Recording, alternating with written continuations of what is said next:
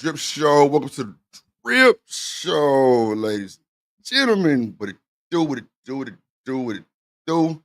Glad to see y'all once again, Drip Nation in the building. How y'all doing today? It is another Drip Nation takeover on Monday Maniac. Ain't the- That's how we coming. That's how we coming. How y'all doing today? Hope you're having a good day. And it's going down. Let's get to it. Let's get some tunes going, man. Let's do it. Let's do it. Let's do it. Let's do it. Mm.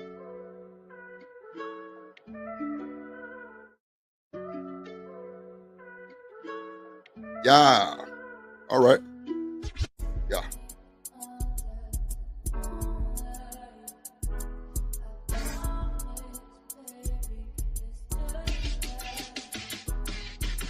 Hey. Hey. Hey. Yeah, man. Aesthetic. Aesthetic. Aesthetic. Let's go.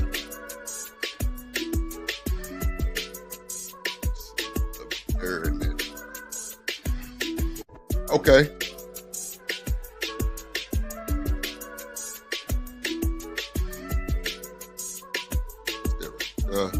Yeah, man. Let's do it. Do it.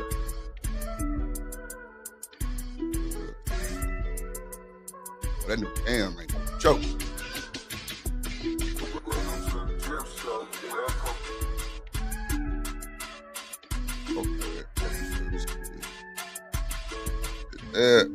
This.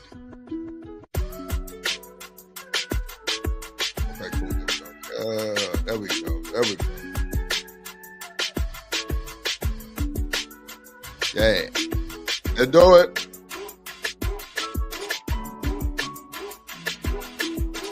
Man, shout out to my boy Ron Mack.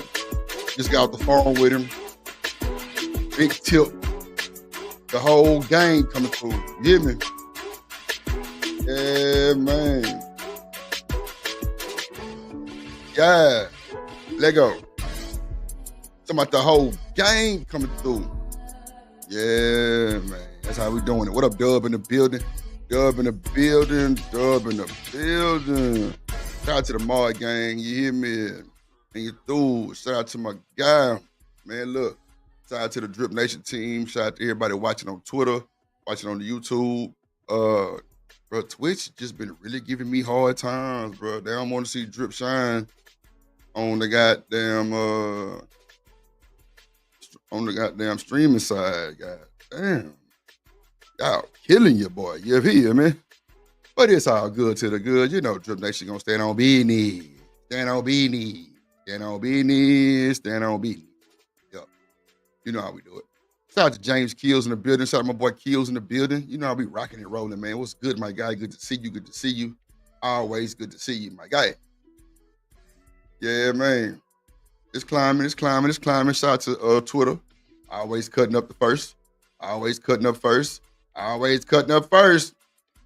Let's see here, man. You see the thumbnail, man. They playing in your face, man. That's what's going on. They playing in your face, gang. I don't even know what to tell you. They playing in your face. And what we gonna do about it is the answer. That's what we need to be thinking about. What we finna do about it. You feel me? Ooh, bro. What we gonna do about it? That's what we need to be worried about right now. What we gonna do about it?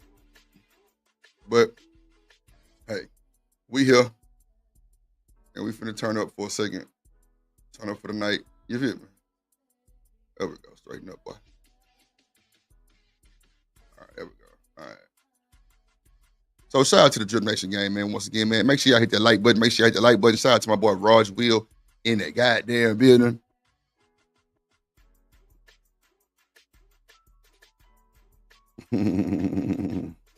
Oh wow.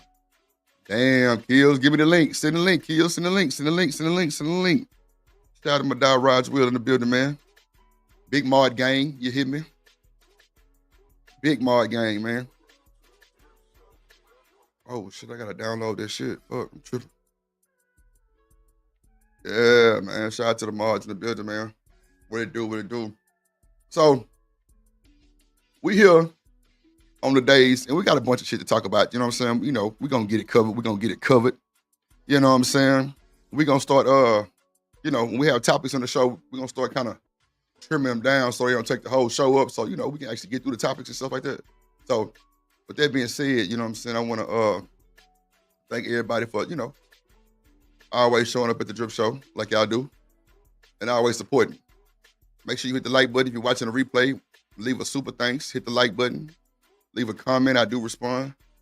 If you have any feedback for the show, the email is in the chat, firetrip@mail.com. Hit the Cash App. If you want your comments read, for sure, hit the Cash App. Send a super chat.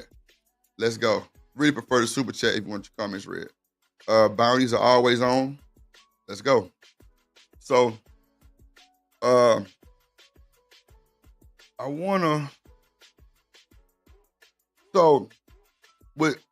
start off like this. With Shedeur Sanders.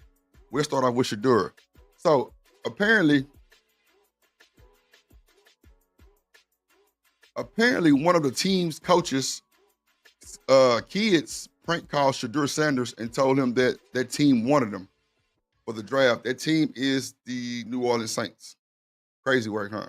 Crazy work how you play on somebody like that. Crazy work, bro. So with that being said, what up, HT in the building? What up, gang? I think that's real immature and playful. I think his son needs his ass whooped, honestly, on the cool. This is an important time to these players on draft day, and you would want them to have positive vibes, positive headspace, the whole nine. Okay. I find it. Okay, it's cool. But yeah, we're gonna get to it. I got the video. I think it's real immature. If there would have been a black coach son, it would have been way more repercussion, I think. But hey, we're here so we don't get fired. You hear me? So that being said, hold on.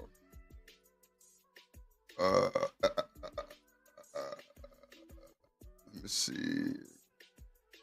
And then the players. Hold on.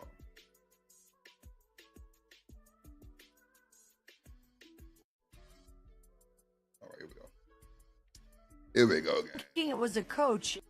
Oh, snap. Fair use for the juice.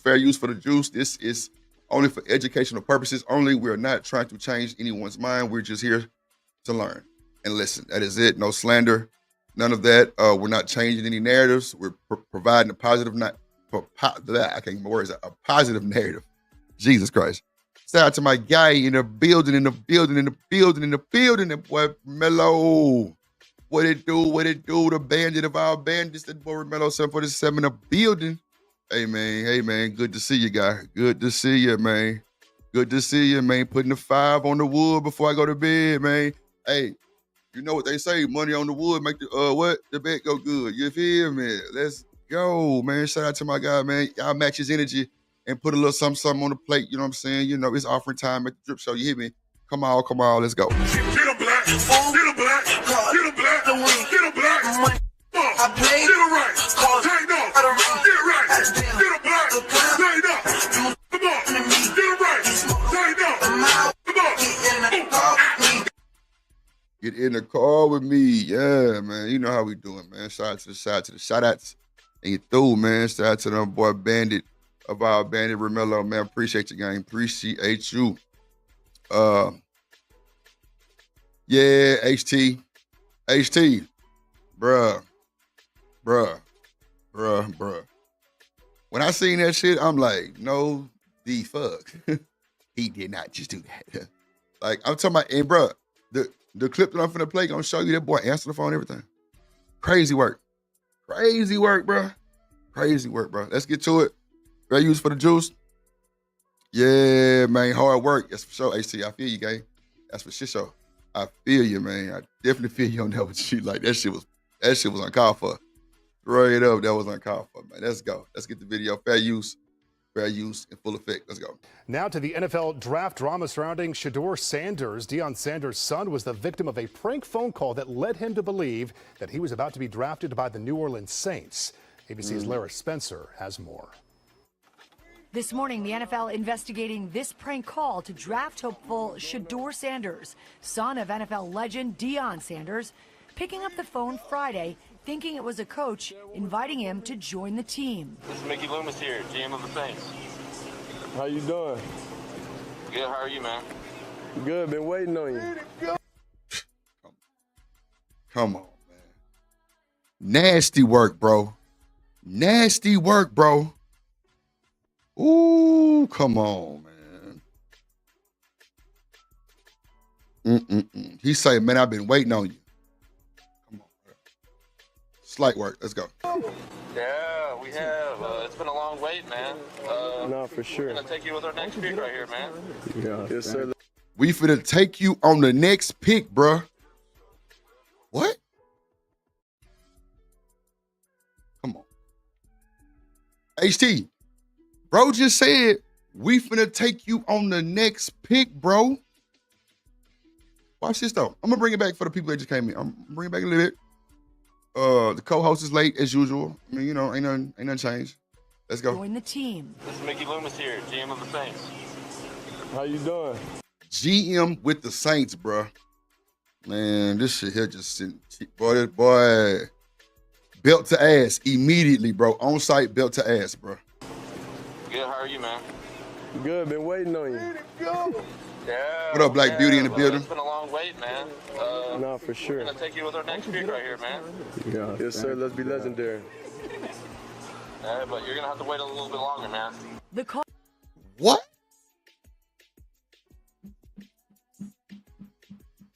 You're gonna have to wait a little bit longer, man. Come on, bro. What in the hell just happened, bro? What the hell just happened, bro? Emperor Kojak in the goddamn building, as he should be. What's good? What's going on, my guy? What's going on, my guy? What's going on, my guy? Let me celebrate my mods in this thing. Let's go.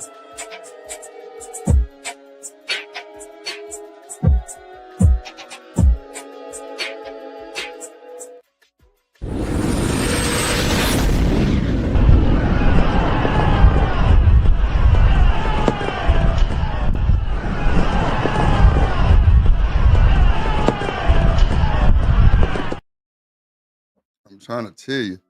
Hold on 1 second. I'm missing. Wait a minute, bro. Okay.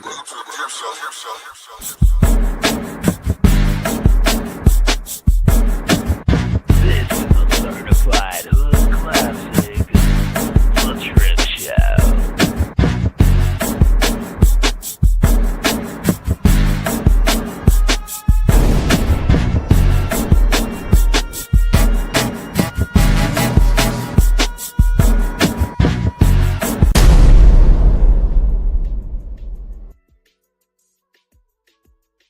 In the building. I gotta do Raj Wills. Oh shit. Wait a minute. Wait. My boy just dripped in here one time. 1, 2, 3, 4. Bust it.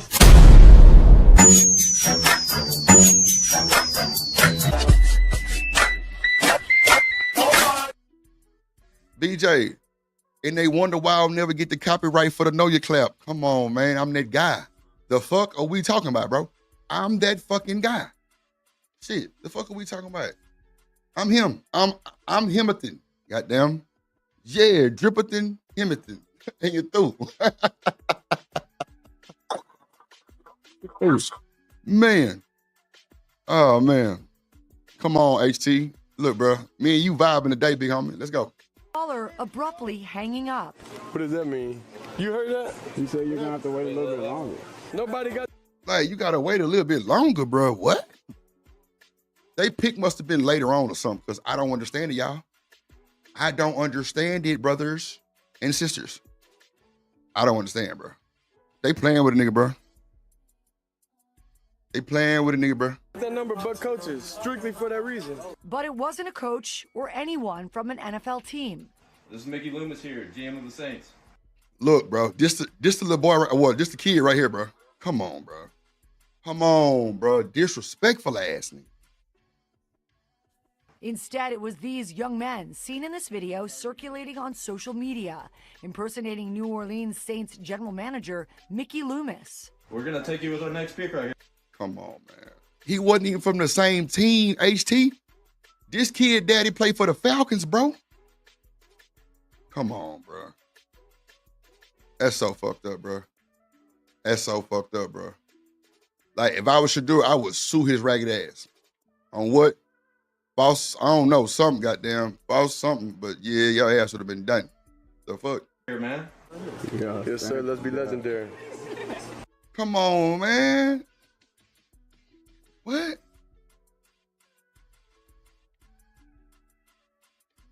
Wow. Rod say he did it to a few players. That's insane work, bro. That's insane work. Yeah, but you're gonna have to wait a little bit longer, man. Okay. Sorry about that. You're gonna have to wait a little bit longer, bro. Oh, let me tell you. Ooh, child, man. Let me bring up my name. Shit, here we go.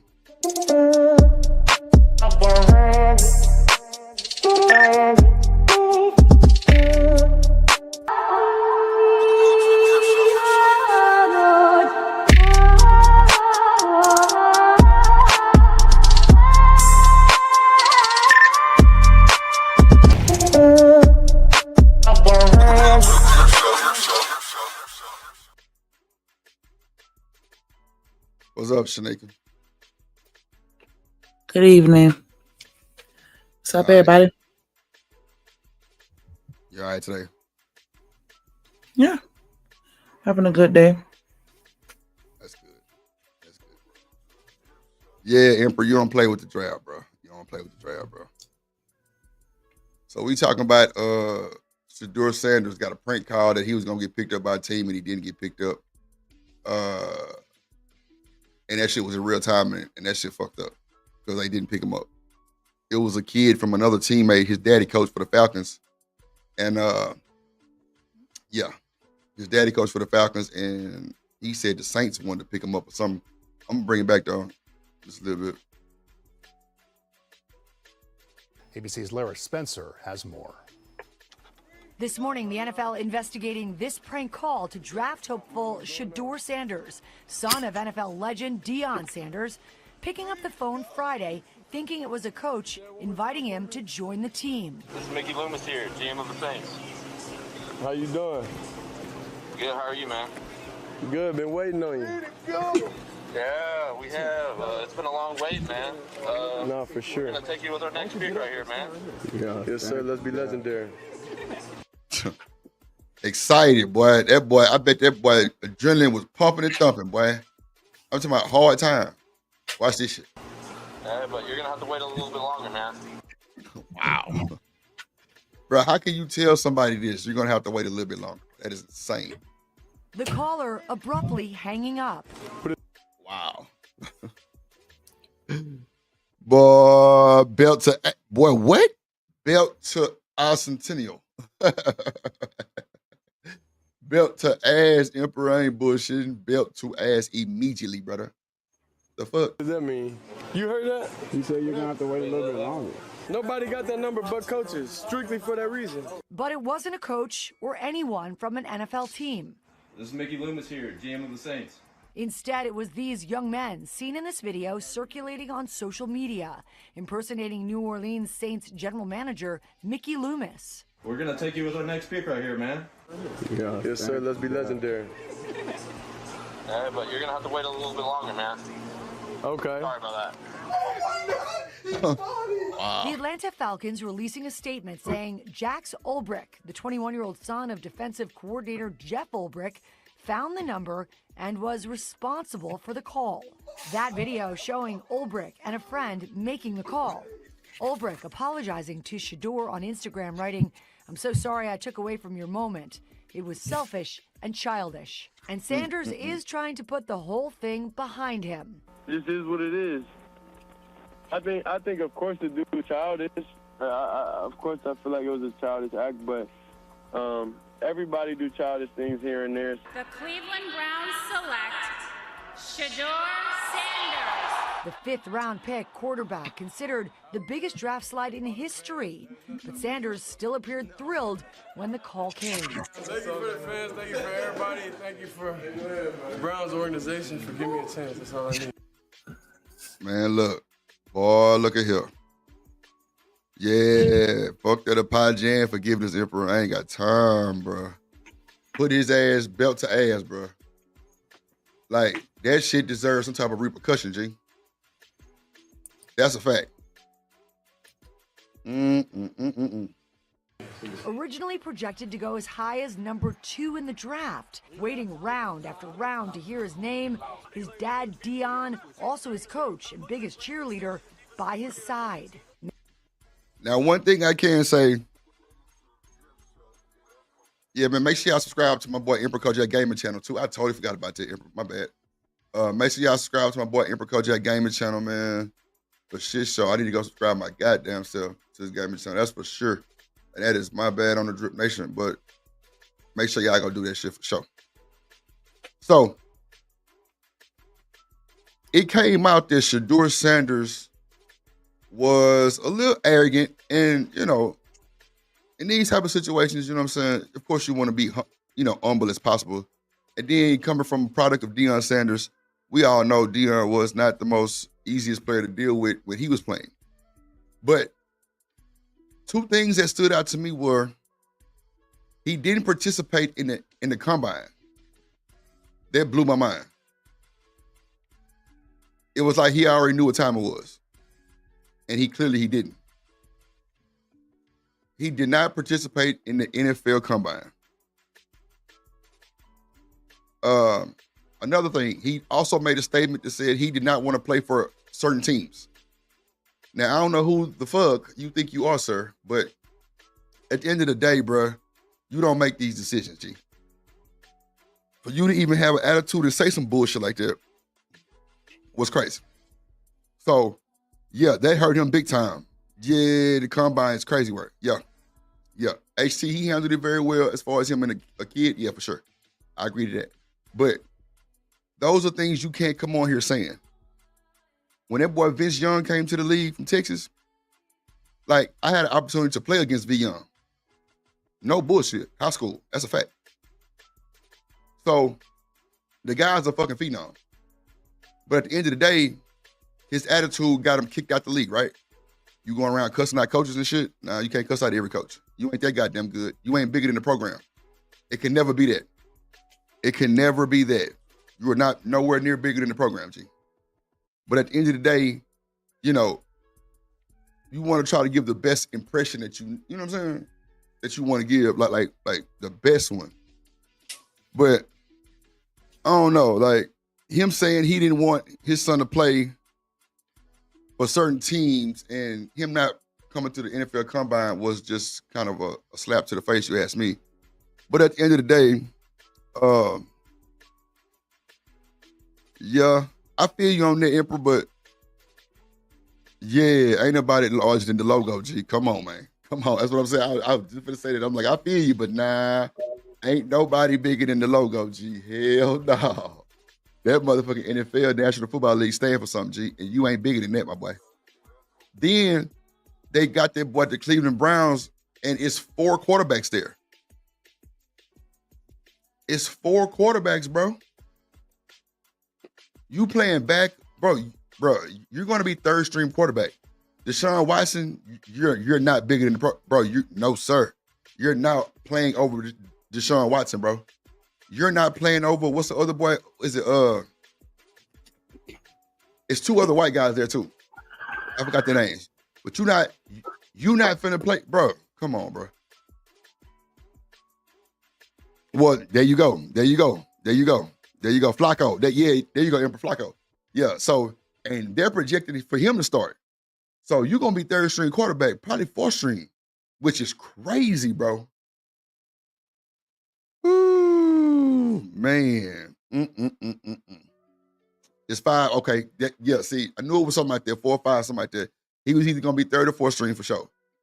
So with Flacco starting, bro, you ain't better than Flacco. So, plus, it's about experience also. They not going to bench Flacco for fucking Shedeur Sanders. I'm sorry. Yeah, man. Come on, man. Nah, for sure, HT, that's a fact. That's a fact. Because making it to the NFL is not no easy thing to do. That's not an easy thing to do. That is a fact. It's not an easy thing to do, and I think people deserve full credit on, and full credit on their accolades getting to the NFL because that's big. So I feel you on that. Ain't not finna keep. Yeah, I see Raj Will. That's bro. Me and my partner were talking about that shit. What was that yesterday? Yes, bro. They ain't finna keep Foe. And then, bro, Foe, come on, bro. He definitely not staying at Cleveland. They either gonna cut him or either he going somewhere else. No, A-Dub, he's a kid. His daddy is a coach for the Falcons. Yeah, nuh-uh. He don't play. He a kid. Many experts in NFL circles say they've never seen anything like this before. 32 teams passed on them. How the hell has that happened? Some pointing to comments like this one from an unnamed NFL assistant who told NFL media that his interview with Shador was the worst formal interview I've ever been in my life. Bruh, but everybody's saying when he wore the Rolex during the game. Come on, bro. I don't know, bro. Like, I don't know why people always gotta, itemize shit. But at the end of the day, that flashy shit bring attitudes and all kind of shit, bro. We know just stemming from your dad. Shit. But, man, look. He's so entitled, but the biggest thing is he's not that good. But others say it wasn't all personal, that this year the draft was focused more on the linemen who protect quarterbacks and less on quarterbacks themselves. And that's a fact. What's his name? Cam. I like Cam. He cool dude. I like him. He gonna be 15, 16-year star player. Watch what I tell you. Because he cool, calm, collective, humble. That boy came in there, no jewelry, easy wearing suit, no big booty Judy. None of that type of shit. None of the cap. Boy came in there humble as can be. And I fuck with that. But yeah, this is gonna be a show to see what they gonna do. And A-Dub, yes, I agree, brother. I agree. Yeah. Because I think it was only 2, maybe 3 quarterbacks that really, and then Colt McCoy went 7th round. Colt McCoy went 7th round, and he got a better chance than fucking Shador. That's a fact. So, we all know that the O-line is the one band, one sound. I played O-line and I played D-line. I played defensive end and right tackle. So, hey, shout out to the lineman for finally getting some respect around this bitch. That's a fact. Nah, hell nah, HT. Trust me, I'm with you 100%, my guy. 100%. And all eyes will be on Sanders now in the preseason as the quarterback-heavy Browns look to move out of the bottom spot in their conference. Yeah, and Emperor, bro, ain't you like super tall? I'm 6'3". I know you like 6'7" or some shit like that, right, Emperor? You playing nose tackle is like, boy, that's like a heavenly position. Shit, you that tall, you knocking niggas out the way. Plus, bro, you got clear vision. Come on, bro. Like, hell, boy, I ain't gonna lie. Whoever your coach was, he was smart. That's a fact. He was smart. Yeah, 6'7". Yeah, so when you played, you was what? Bro, because I was 5'10" in 8th grade, no bullshit. That boy Emperor 6'7", no bullshit. That boy played nose guard. That is like the most livest position to play when you that goddamn tall. 6'2", yeah, okay, bet. Yeah, see, bro, right now I'm 6'3", 315. So yeah, like I already know what time it was. Like, what? Boy, that was a fun position right there. That was ABC's Lara Spencer. ESPN gave the Cleveland Browns an A+ grade for the draft, largely because of the value they got out of drafting Sanders and 6 other players. Boy, I tell you, boy, I don't think they're gonna keep him, man. But hey, we'll try to figure this thing out. What's up, nigga? How you doing today, girl? You look clear. Yeah, I played against Vincent, against that boy V Young in high school, man. That boy played for Madison. We played the boys in the championship. More of the story is don't underestimate nobody. Bro, we got a kickoff, ran it back, and never seen a touchdown again. I ain't gonna hold you. That boy played around that field like he was goddamn Joe Montana, Michael Vick, and Dan Marino all put together. I ain't gonna hold you. That boy a fool. Mm-hmm. Yeah, man. That's why I was telling them boys, bro, all the black schools ain't give me shit. But shit, U of H got me a full ride. That's a fact. What's up, Sneak? I couldn't hear you. You hear me now? Yeah, I can hear you now. Yeah. Yeah, that boy, hey, that boy 6'7", man. Look, shit, it's going down. I'm telling you. Shout out to the niggas that's over 6'2". Ain't get through. Let's see what we're gonna go with next, man. Let's see. Shout out to the folks, Carmelo Anthony, the judge. Well, okay. We got a few things on the Carmelo Anthony thing. They're saying that the spokesman, which I said this from the jump, was the worst thing they could have ever did. But that's just people's opinion. I actually think it is the worst thing they could have did. Hiring somebody that has a horrible rap sheet and has started a few things that wasn't legal, and it was racist as hell. But I'm gonna try to wait on that one because I know that's gonna take everybody out the goddamn character.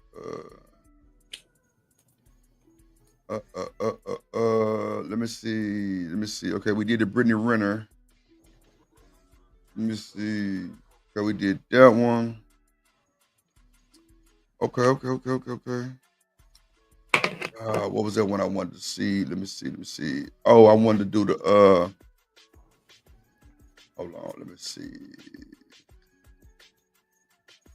Wait a minute. I wanted to see the one with Niger. Not the 20 versus 1, but the other one I had pulled up. Oh, you know what? I'm gonna play this one. This one for Yo Gotti.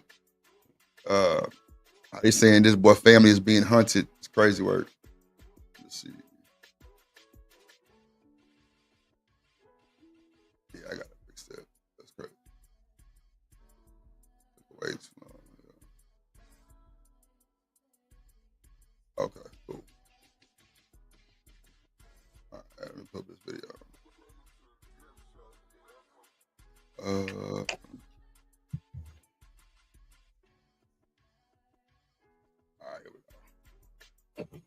What up, baby? It looks like the slide for Dolph is still going strong. Word is. Yeah, put the Dolphins in the chat if you sliding on the beach. Oh, shit. Boy, AC Ball say he got nephew 6'8". Goddamn. Yeah, man. If Shanique ever give me some kids, that motherfucker gonna be 6'6" for sure. 6'6", 6'7". That's for damn sure.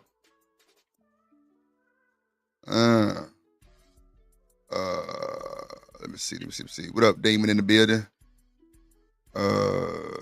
Okay, bet. As Yo Gotti and his crew are being hunted and scrambling. From Gotti supposedly leaving Memphis and dipping to Texas. Dallas, what's up? I'm riding to Dallas right now, man. Hey, let me hear that Travis. Utopia. Utopia this week. To rumors that he might be next up on the Fed's list for Dolph's murder. That Yo Gotti, say your prayers. You better say your prayers. You know they coming, don't you? Yo Gotti. So there's been a lot of talk about Yo Gotti possibly moving CMG's headquarters to Dallas, Texas. On top of that, he just signed a rising Dallas artist, Zillionaire Doe. Zillionaire Zoe, that boy hard, man. Shout out to Zoe, man. Oh, I ain't know he signed with Gotti. Yeah, that's hard. That boy got the fuck up out of Memphis, which you should have been did, dumbass. God damn. Which has people speculating that Gotti might be making a calculated move. Some believe he's feeling the pressure, realizing that time might be running out for him. After all, man, I hope like hell everybody he signed don't get knocked off. That's a fact. What you think about that, Shanique? Him moving the headquarters to Dallas. That everybody does not get knocked off?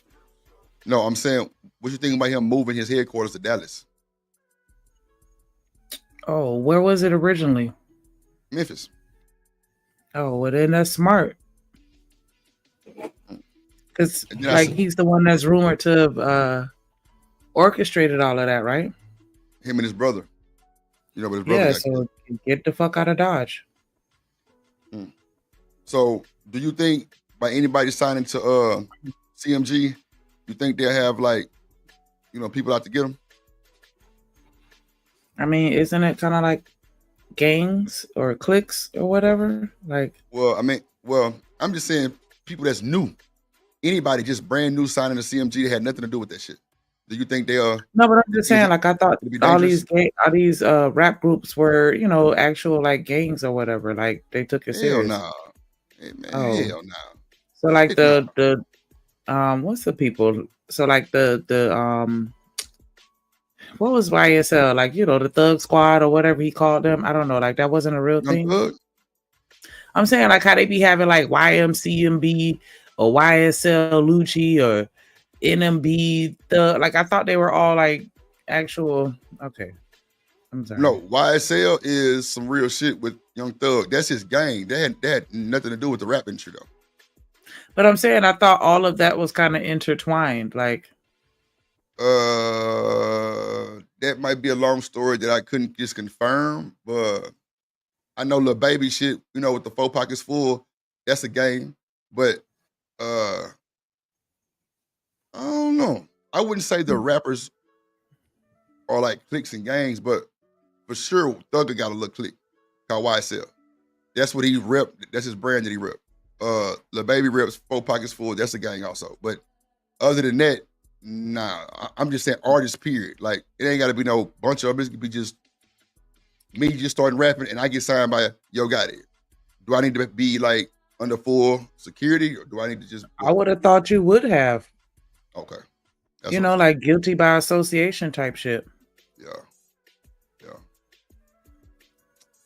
Damn. That's sad. That's going to be fucked up. That's going to be fucked up. Guilty by association stand out so hard on this shit right here. I ain't going to lie. That shit stand out too hard. Jeez.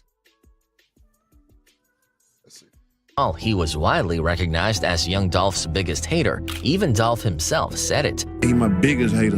You know what I mean? He wanted to sign me. He wanted me to come over there and let him give me some money, give me a car and all that. Nah, I don't need that. Plus, the last thing he'd want to do is end up like his brother, Big Juke. We all know Big Juke was one of the casualties of the ongoing slide for Dolph, and many think Gotti is trying to avoid meeting the same fate. Well, at least 5 police sources have confirmed with Fox 13 that the person killed is Anthony Mims, also known as Big Juke. Now, Big Juke is the brother of rapper Yo Gotti. But it's not just the streets he has to worry about. The law might be closing in too. Recently, Whack 100 stirred up the conversation even more by predicting that Yo Gotti could be next on the feds list. He even went as far as advising Gotti to start saying his prayers. These two things are gang, and your gang paid this dude attorney $50,000 because you hired him to do a hit.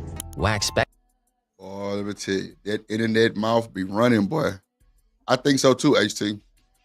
I just hope. Plus it'll give Texas more, more of a wide range of sign, with like a major label type shit too. So yeah, I feel you. Speculated that if the feds decide to go after Gotti, they might label CMG or Collective Music Group as a gang, just like they did with YSL in Atlanta. Wouldn't it be smart to blame it on the dead man, though? No, he was part of the company. They saying CMG, they're going to classify it as a gang. They're going to try to target. He also pointed out that prosecutors could bring up the 2017 attempt on Dolph's life when over 100 bullets were sprayed into his SUV. God damn. That's crazy work. They lit that motherfucker up. God damn, boy. Yeah, that's slight work. in Charlotte, North Carolina, and tie it to CMG, framing it as part of an ongoing war.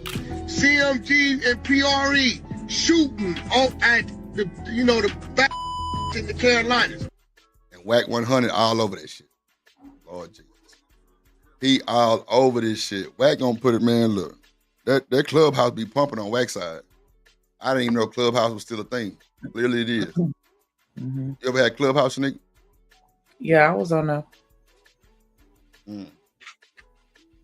What's the difference Yeah, when between it Clubhouse first started, it was really just because it was like invite only, so it seemed exclusive. But child, it was just annoying on the.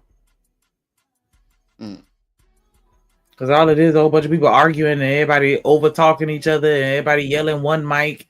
Like, ugh. So, and then I don't know. I don't get the. Go ahead. Go ahead. No, go ahead. Go ahead. Oh, no. I was just going to say, I don't understand why we have 27 different forms of social media to talk to the same 27 people. Yeah. Watch the I feel you, BJ. That's a fact. What up, Taylor Bill in the building? What up, boy, in the building? What it do? Good to see you, my guy. Motherfuckers doing songs, shot the Sprinter 100 times, bulletproof. Nigga dead, PREF.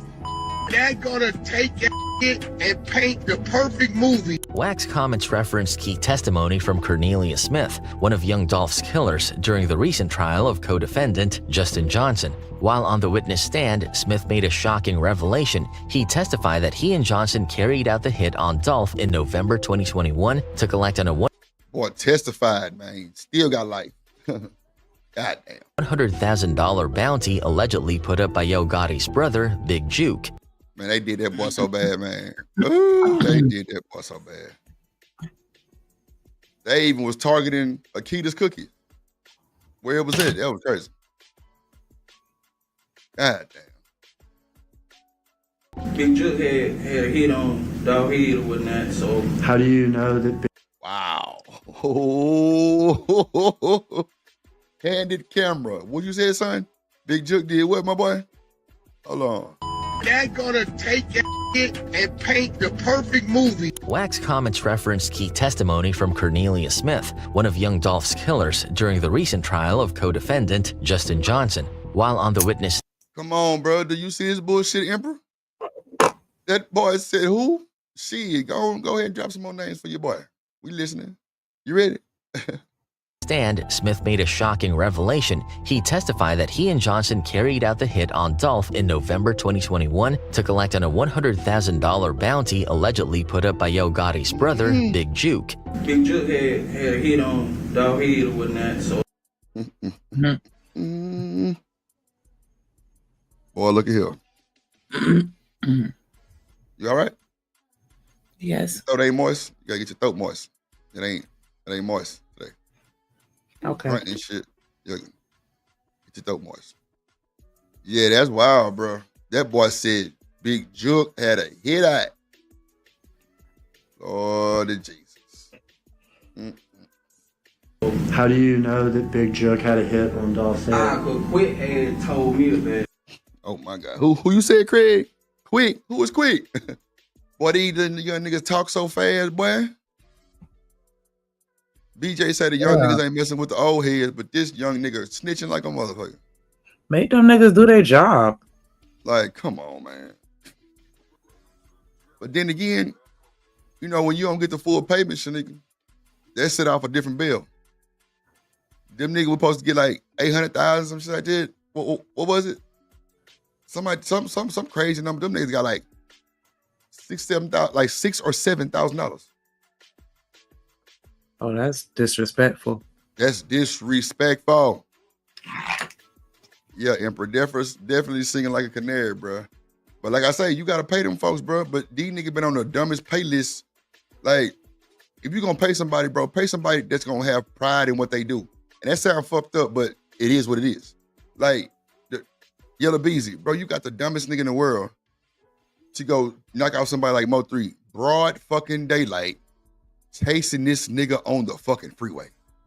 Bro. Dummies. Bro, what the fuck are y'all doing? FYI, they have cameras on freeways. Come on, nigga. Come on, man. Come on. They have cameras on the freeway, y'all. If y'all ain't know that, shit, welcome to the Drip Show. I'm telling you. Cameras on the freeway, bro. They gonna take and then folks with cameras on their cars. The Tesla got a 360 camera that record 24 hours. Mm-hmm. How you think Julio killers got caught? The damn Tesla had a better view than the damn hotel camera did. Come on now. Let's make it make sense. Well, look here. How much money was it supposed to be? 100,000 on Doghead. And had you agreed to do this hit? Yes, sir. Smith said he was promised a $40,000 cut for his role in the. That's what it was. I think I want to say like 100,000 between like 2-3 people, or something like this, some crazy number, and them niggas ain't get shit like that. Murder, but ended up with just $800 before. Come on, there you go, Shanika. $800. My bad. Wow. I said 7,000. $800. Come on, man.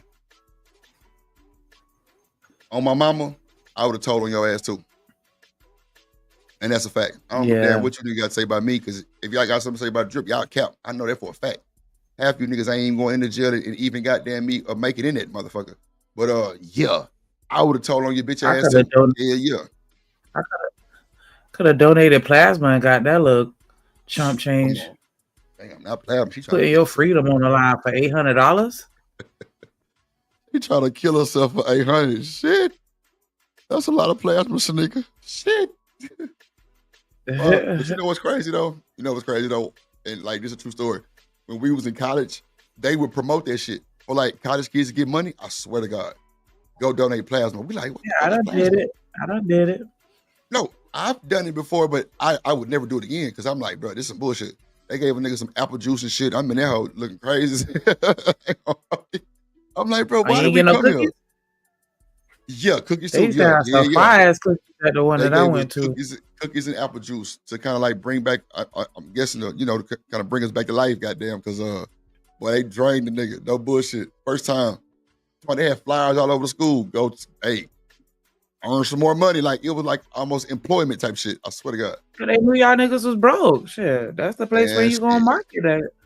Boy, we went to that motherfucker about 9 deep. All the goddamn linemen. We went. Man, we hooked up to that shit. Boy, we seeing motherfuckers who had problems, had to go back to the back, getting them goddamn beds and shit. We like, oh, shit, dog. Fuck. That was wild. Look. Taylor Bell, remember? He went to science school I did. Shit, he know what time it is. There'll be nothing but college kids and homeless folks in them. Shit. Yup. That's a fact, bruh. That's a fact. He was arrested in early 2022. Me and him supposed to be giving Quit 10,000 apiece. All right, so you and him are $10,000. That's just like Lynn from the Turkey Leg Hut paying these idiots to go burn up another club across the street. And guess what, y'all? Some more information came out. One of the niggas had a big ass burn mark on his arm because they didn't know that it was gonna like explode. They thought it was gonna just catch on fire and then just burn. No, the damn building exploded. Stupid ass nigga.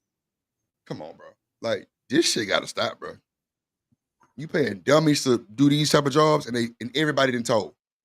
Dirt people told. Come on, bro. They told. Boy, look at here. We're gonna give Govan 10,000 apiece. And how much are you gonna get? I was getting 40. He was getting 40. Bro, you know what? Somebody ban Marcus real quick for like 2 seconds because he's so disrespectful. He's so disrespectful, bro. He's so disrespectful, bro. Yes, the Rockets and the Warriors just got to play it, motherfucker. However, he also dropped another bombshell. He claimed that an unnamed person from CMG later paid $50,000 to retain a lawyer for him after he was charged. Hey, bro, that nigga got up there and said, didn't CMG pay for your attorney $50,000? Yeah. But they didn't give it to me. He said, yeah. But they paid for it because you killed Dolph, right? Yeah. Wow. Do you see this shit? What up, Stan? Now you gotta get the hitman to sign the NDA because they dumb. Come on. Man, nigga. That shit sound good. They making them break NDAs these days. Look at Diddy. They making them break NDAs these days. If the feds get a hold of your ass, NDA don't mean shit no more. Ain't that some shit? They gonna bust that shit. They gonna renege and double down on that bullshit. I don't know how long the NDAs could even stay up against some shit. Now, one thing I do know, and the main reason why I got Apple iPhone is because y'all remember when iPhone was on the motherfucking staying themselves, and they were trying to get in somebody's phone, and Apple wouldn't unlock that motherfucker. Yeah, Yep. man. I Yep. fuck with Apple. Yeah, Yep. they stood on big business. Yep. Big business. They stood on big business, boy. No bullshit. They stood on big business. Come on, man. I told you, so nigga, look, the feds don't give a fuck about a goddamn NDA. That's a fact. That shit is out the window. That shit out the window. If it even hold up in any court, really on the cool, I ain't gonna hold you. But Apple, they would not unlock their goddamn phone. But now they got, people that, pretty much break them bitches over regardless now. It's crazy. The police ain't bullshitting. And I'm gonna give y'all a little bit more free game. The police go through a company that's on the black market. That's a fact. That's a fact. When I tell y'all, I'm trying to tell you. It's a fact. They got a lot of resources Yeah. that people don't know about. Right. Not saying that's the main one or just they primarily one, but one of the companies they use is definitely on the black market. That's for sure. And another one of the companies they use for their ankle monitors, it's like 3 or 4 companies like that on the black market. That's a fact. That's a fact. I was I was talking to my little cousin or whatever, and I was like, well, what you doing with your life other than selling weed? And he was like, yeah, because I'm learning how to scam. And that shit had caught me all the way off guard because, he started the sentence off with, I'm learning how to. So I was, hopeful, but then he finished it kind of fucked up. But I was like, hey, fuck it, get in the tech. Because if you get real good at that shit, if you get caught, they ain't going to send you to jail. They just going to put you on the payroll. Boy, look. Shit. I don't know. Hold on. You said if he get good, they ain't gonna put him. Hold on. Say it again. I told him that if he try to get into scamming, at least try to get into tech. Because I'm like, you right here doing bank fraud and shit. You need to know the ins and outs. And I was like, worst case scenario, if you get far enough at it and you get caught, then they, may not take you to jail, but instead put you on the payroll. Because when you a real good hacker, they don't be putting them in jail. They get pardons if they decide to work for them. So that's a bold statement you just made, right? And it's the truth though. I can't even finish my sentence. I'm just saying. Not saying they won't. You got to be a damn good hacker to where you broke open some shit. And this is what you're saying. So I'm just kind of like piggybacking on what you're saying. I'm just saying that's a bold statement, period. Just saying it because that's bold, but you're not lying. Hey, whatever works, Dan. Whatever works. Hey, hey. I'm just trying to get the nigga in the tech. Whatever works. But Stan, he got a point. We done seen it. Movies, all kind of shit. We done seen niggas who go for that type of shit who really, really good. Not no little goddamn me slewfoot rat eating poison motherfucker that's just good for just breaking some bullshit password. Nah, nigga. You got to be one of them ones who have created software and nigga, you part of like the troubleshooting team, like all kind of shit like that to where you can break open real live shit. Like, yeah, and you got to come clean on everything. That might hurt you a little, it's just an iffy situation. It won't hurt you. It won't hurt you, but yeah, you got to be FIDO. You got to be super. Got to be FIDO. Nah, that's for sure. To where they feel that they could use you. Oh man, I swear Marcus want me to goddamn me fuck his shit up on the stream today. Somebody ban his ass, please, real quick. Oh, the Warriors won. So what are they like in a playoff or something? Because I thought he said they lost. Yeah, he got a series. Yeah. So we getting down to like the Final Four and all that shit. Oh wow, not the Final Four, but the playoffs. Oh, the Final Four. That's college. Now you good? That's college. Oh. Yeah, you understand? That's a hell of a gamble, bro. Listen, I'm just trying to get my dog in the tech because Cuzzo got to do something other than what he doing. But still, tell that boy stay out of jail. If that's the route he got to take to get in the tech, then hey, by all means, nigga. He ain't guaranteed. Goddamn, it's motherfuckers out there that's certified in tech that's in them positions already. Hell, ain't no damn hiring event. Shit, dog. Hell, they gonna be like, Kifo, I thought you said they were gonna hire me. Shit. I guess I catch you next lifetime. Looking at what? Ain't you through? We ain't got time. God damn. Let's go. So, y'all don't listen to Shanika, even though she makes sense, but it's like rolling the dice. So, you got to know when to hold and know when to fold. You feel me? Yeah. Shanika does not advocate for scamming. Drip Nation does not approve that message. Just clear that up for y'all. Just don't get caught. Just don't get caught. There you go. Come on, man. Damn, the 2051 is crazy. God damn. See, but Shanika say, just getting ticked though. Lord have mercy. But you know what though? A lot of them scammers like this, Shanika, they don't really go to the hard jails. They go to like federal shit. I mean, it's a white collar crime, so. Yeah, no, I mean, yeah, no, but I'm just saying, like, just a heads up, because, you know, people think everybody's going to jail. And, you know what I'm saying? Nah, it ain't nothing like that. You be at the goddamn college campus with warm-ups on and goddamn Air Force Ones with an iPad, iPod, and everything else, goddamn shit. That's a fact. Oh, shit, I forgot that iPad downstairs. These claims hold up, Yo Gotti could be in some serious trouble, but some people believe the streets might get to him before the law does. There you go, my boy. There you go, my boy. There you go, my boy. Please. It's hard out here for a pimp. Shit. It'll be even harder, your ass in the goddamn jail. For the rent. And a Cadillac and gas money spent. Oh, hell no. Shit, no. So, let me ask you this, nigga. The payment would be time, right? The payment for what? For him going to jail, and they just say they do pick him up on that shit. Or they put him on payroll for real, or is it time served type shit? Or is it going towards his time? I believe you get a check. Like, you on payroll. And you get immunity. But you got, because I remember watching, I'm trying to remember the name of it. It's a documentary on Netflix where they talk about it. I think it's, I think the series is American Greed or something like that. Whatever it is, it's like a series where they talk about different people. Yeah, because there was this one dude on there and he was like hacking into like big shit. And he got caught. And yeah, they put him on a payroll. Like full immunity, like all charges dropped. You clean as a whistle. Just make sure you work for us. Emperor said he was a contractor for the feds. He seen that shit. That's wild. Yeah. Yeah, I tell you, you got to be super cold for that shit. I think that's what they call it, an ethical hacker.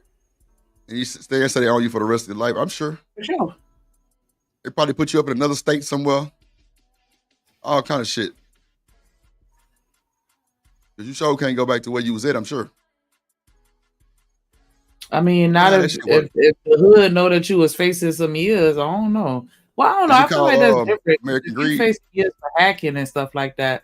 Okay, so it is American Greed. So, but yeah, if you a hacker, it's not like you snitching on somebody that, you know what I'm saying? So I don't know if they have to necessarily move you. Well, shit, move me, goddamn. Because what if you got friends that was with you during this shit? They know you working for the feds now. I mean, how does that affect them? You didn't snitch on them and get them more years, so why would they be mad? I'm just saying. I mean, come on, nigga. It's a lot of things can be fucked up with it. Or you went to jail, they might not know that you didn't snitch, and you know what I'm saying, still try to take you out. I'm just saying, fuck that, move me. If anybody knows that I did a big job like that, and I go to the feds, it's on the news, or everybody that's around me know about that shit, let me get the fuck out the way. Let me get the fuck out the way. Because now that I'm working for the feds, it's going to re-snitch all over it. But I didn't never snitch, so you know what I'm saying? I'm just saying, that's what I'm saying. Like, if I knew somebody that was doing, I mean, it's just me. If I knew somebody that was facing some time for doing some hacking shit that had nothing to do with, you know, tearing somebody else down, I wouldn't look at them, you know, like they did something wrong. Like, I'd be high-fiving them, like, hell yeah, nigga. But yeah, I mean, it does make sense for them to I guess put you in some type of witness protection type of environment. That way, you know. And then nigga, the feds got to trust you too. The feds got to trust you not to go say nothing either, right? I mean, can you really trust a criminal? But yeah, I guess to a certain extent, yeah. That was a shit. what you just said was everything is. I mean, shit. You ain't lying though. Can you trust a criminal? You ain't bullshitting. That's the question right there, shit. That's the goddamn question. That's the question. Oh, well, Stan said that when you work for the feds, you have a duty to report criminal activities. So yeah, I can't be around You my know what I'm saying? friends. Yeah. You know what I'm saying? You gotta move me because my nigga retarded. Nah. Hold on. They're saying that the slide for Dolph is still in motion and could reach him even in Dallas. Young Dolph. Because from the moment the news broke that Dolph had been killed, everyone knew things were about to get ugly. This wasn't just about losing a rapper, it was about Memphis losing one of its biggest heroes, and Memphis wasn't going to let that slide. Even the police knew he was coming. They issued warnings telling people to stay inside unless it was absolutely necessary to go out.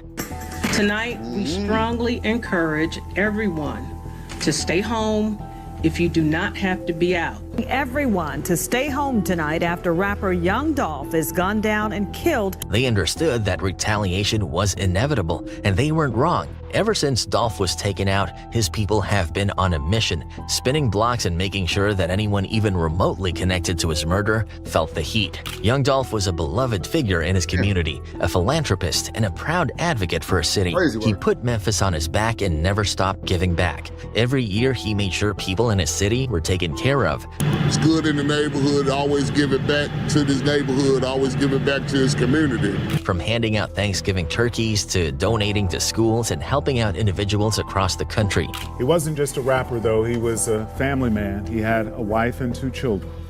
He is known for giving back to his community here in Memphis. Every year, he gave out turkeys for Thanksgiving. He was deeply involved with the Ida Mae Foundation, named after his grandmother, which focused on charitable initiatives in Memphis. When 2 baristas at Duke University got fired for playing his hit song, Get Paid, Dolph personally gave them $20,000 out of his own pocket. They fired 2 workers from a coffee shop for bumping my in the snow.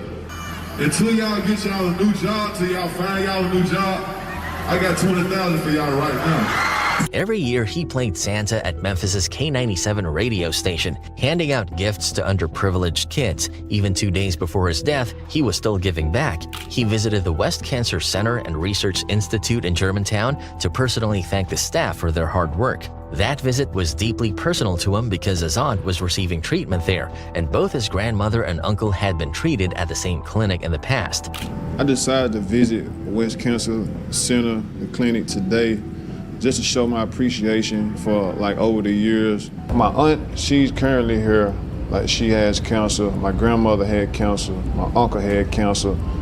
And they all came through these doors. And I just wanted to show up. Now imagine all of that, a man who was a hero to his city, a man who inspired and gave so much, being taken away forever. The pain Memphis felt was unbearable, and what followed was a level of chaos the city had never seen before. In the month after Dolph's murder, Memphis turned into a war zone. Retaliation after retaliation shook the city to its core. At least 40 people were believed to have been killed in direct connection to Dolph's death, and Memphis quickly climbed the ranks to become one of the most dangerous cities in the country. But the real question is, just how many lives have been lost in the wake of young Dolph's death? I didn't know that Dolph was loved like this.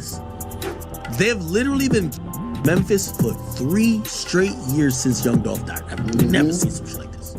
Darion D. Money Childs. The first person to face the consequences of young Dolph's murder was a clear message to anyone remotely involved, whether they pulled the trigger, played a role behind the scenes, or even just knew the wrong people. One of the earliest casualties was comedian Darion D. Money Childs, who made the fatal mistake of joking about Dolph's death online. In a series of Facebook posts, Childs questioned the outrage of people. Bro, them boys swept the whole gang, bro. From the rooter to the tutor, bro. They swept all the way from the lowest nigga to the top, bro. It's one nigga that's still remaining, and he in witness protection for the Truly Mafia gang. That's a fact. Them boys slid for Dolph in a way that is unbelievable, bro. Ain't nobody ever seen no shit like this before. I mean, when the news tell everybody to stay in the house, come on now. That pretty much tell you everything you need to know. Come on, they ain't bullshitting. Them niggas wasn't bullshitting. Them niggas, see, man, because Dolph provided a lot of money for these guys, man, especially in the churches. He fed them niggas. And you take out, come on, man. Come on, man. Who seen the interview where his wife was like, I got so much money to bring them boys to the house, like bring them to the front. On worldwide TV, nigga. He got up there and was like, I got so much money for y'all to come bring these dudes to me. I'm like, wow. And didn't nobody say shit. I'm like, bro, you bold as fuck, bro. You bold as fuck. That's wild. People are feeling about the death of Dolph. His sister Shamicia Mason says his words were taken out of context. He must have thought it was just internet talk, something that would blow over in a few days. But in Memphis, the streets don't forget, and they definitely don't forgive. Just a week after his post, Childs was shot and killed. His death sent a chilling message. This wasn't just rap beef. It's this video of Darian Childs that captivated the hearts of millions. Now, years later, many are talking about how the Memphis comedian died days after making remarks about young Dolph on social media.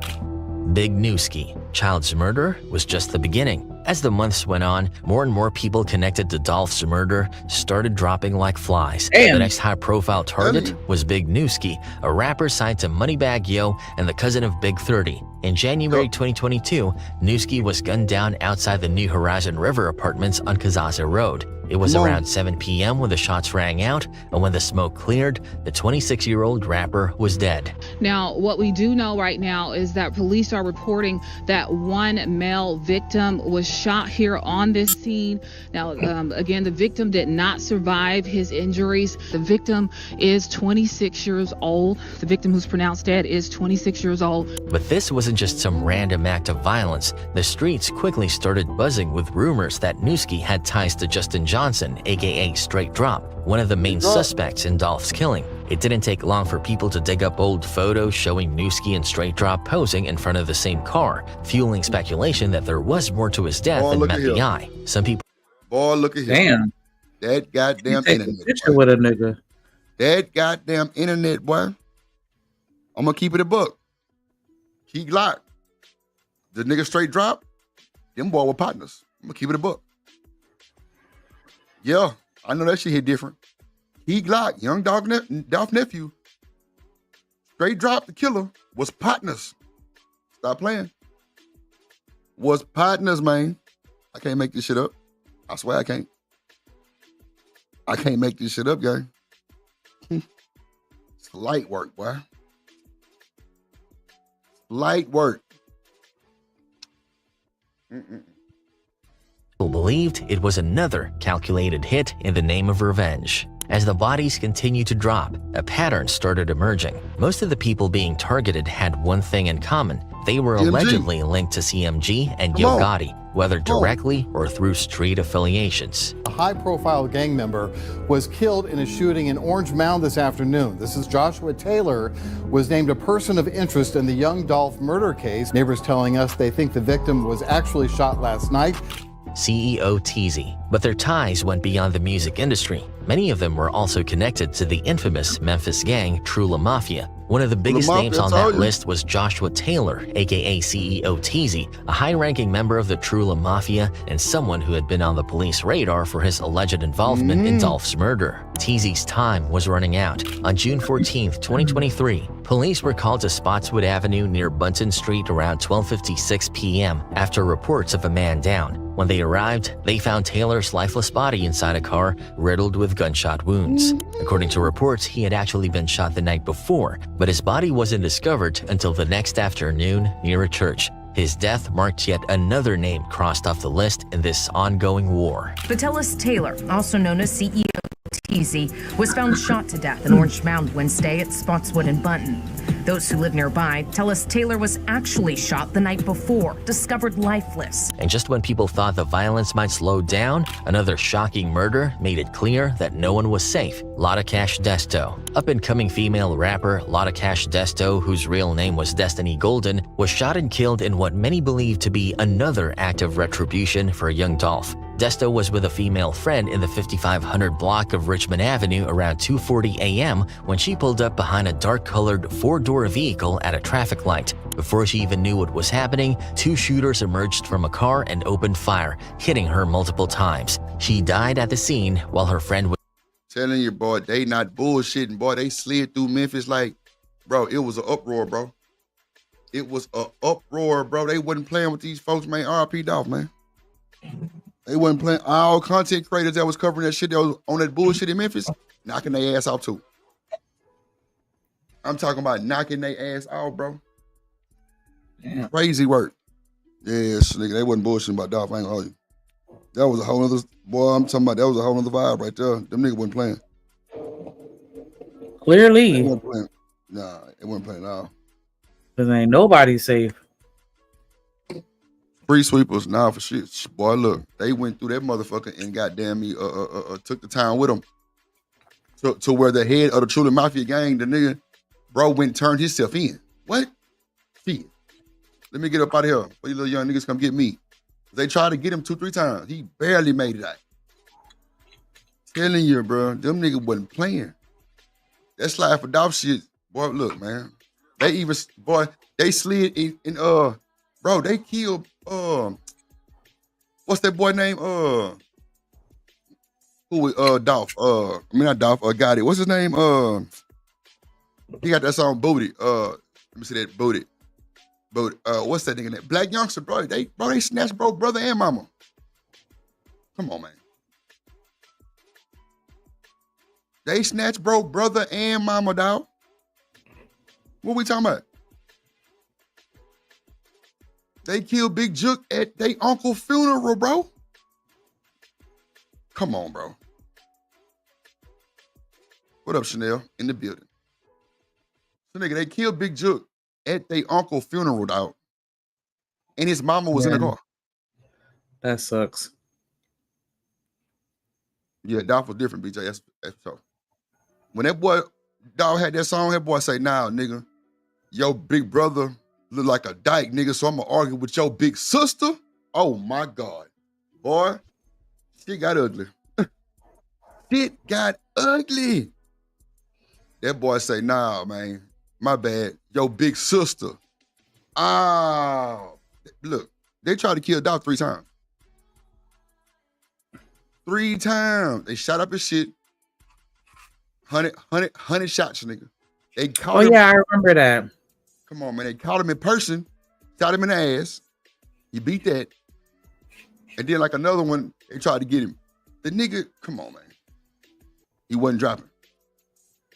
And then he'd come out with a song that was like, oh, that's all y'all had? 100 shots. All them shots y'all niggas still miss? Come on, man. That boy say, I'd rather argue with your big sister. Oh, my God. I say, yeah, it's going to be some shit. Just like when Mo3. Nigga, when Mo3 came out and told everybody how Trap Boy Freddy really got, his leg broke, he got jumped and beat up, I knew it was over there. I knew it. He said, nah, nigga, stop telling them niggas that you got to an accident. Tell them niggas what really happened, my nigga. You got your ass beat, nigga. I knew it was over. It was over. I said, man, somebody gonna kill that nigga. He doing too much. Yeah, that's what I'm saying, BJ. They jumped him in Cali. So that's so shit. Man, look. Tell you, they were trying to get bro out of here. And bro kept beating it, kept beating it. That's too much. Well, I think, okay, so the first one was the sprinter. Then I think when he got popped in the ass, I want to say it was Cali. Then it was another one where they tried to shoot him up close and personal, and they missed. Yeah, it was 3 times. I'm going to try to pull it up real quick. I'm going to pull it up to make sure I ain't putting out bad information or the wrong information for sure. Was seriously injured but survived. At first, people were shocked. Why would someone go after? So, nigga, can you Google that real quick? How many times they tried? How many attempts they had on Dolph? If you don't mind. After a lot of cash, Desto. She wasn't even directly tied to Dolph's. And this girl here, she from Houston. That's a fact. The goddamn Desto chick, that her daddy is in Houston. I know her pops. That is a fact. When that shit happened, Now they robbed her and took a fake ass chain from her and killed her. No bullshit. And I'm telling y'all, boy, wearing these fake ass chains, I'm trying to tell you, if they shine like glitter and diamonds, I told y'all, wise man told me, even if it's in your face shining like glitter and gold, it still could be fake. That is a fact. That is a fact. Like I told y'all, these motherfucking new earrings I just got from Johnny, them hoes came with birth certificates. I showed them on the stream. I ain't bullshitting. I ain't never got that before. But I ain't never had no fake diamonds either. I guess it's just, where you buying from. I guess, I don't know. But yeah, these hoes here came with birth certificates. Lord Jesus. Murder. But then a major plot twist came to light. Turns out her father was none other than Hernandez Govan, the man accused of orchestrating the entire hit on young Dolph. Govan asked for young Dolph. Govan, that's his name. That's the head of the True Mafia gang right here. Yeah, BJ. That's how Pops was, big dog. Yeah. That boy, tell you, them boy move shit all kind of, man, look, we ain't got to go there. But yeah. This the nigga that was over the True Mafia gang right here. Grown ass nigga, man. I tell you. The nigga, they took out from the middle man to the real man to the damn man. This man right here was gone. They took them niggas out. Over like 70 people. No bullshit. 70-some people within like the first week. They knocking them niggas ass off. At the end of the day, it really was about jealousy. The nigga Straight Drop wanted to be a rapper signed with Young Dolph. The nigga Straight Drop used to be Young Dolph security, Shanika. He was a young nigga security. I'm telling you, Straight Drop and Key Glock was partners, like close partners. And that's the man killed Dolph. Oh my God. Or deleted Dolph. Lordy G. Come on, man. Come on, man. It's crazy how this shit spin. Everybody want to be a rapper. If you go to Straight Drop IG right now, it's nothing but rap videos with Dolph. He got videos with Dolph. He taking pictures with Dolph. That's why it's so crazy, man. So jealousy. So Dolph signed Big 30, which was Straight Drop out. Nigga Straight Drop feel some type of way. I mean, nigga gonna sign the op? Fuck it. Somebody want him to do a hit. Let's do it. We'll do it. Come on, man. Telling you, bro, it's a dirty world, bro. It's dirty, bro. Yep. It's dirty. Big 30 is them niggas out, dog. And he signed the CMG. I mean, not Big 30, Big Moochie Grape. Big Moochie Grape. That was that boy name. Not Big 30, I'm sorry. Big Moochie Grape. That's slight work, bro. That's crazy work. Yep. He finessed all the shooters, yeah. That's what I'm saying. He was the head of True Mafia. This nigga who started True Mafia right here. Galvan. Yo, tell you. Boy, look, it was crazy, like, know some of these folks, like, they were really in the scene with this bullshit. I'm like, wow, that shit crazy. Especially goddamn me, that's so Pops. I actually know that nigga. I'm like, damn, how the fuck? And like, I remember when that shit happened, I didn't know what the fuck happened. And it's crazy that they didn't even nail that shit down to Dolph shit. But it definitely was on some Dolph shit. It's light work. To be murdered. Mr. Govan has been indicted and is in custody for being involved in the young Dolph.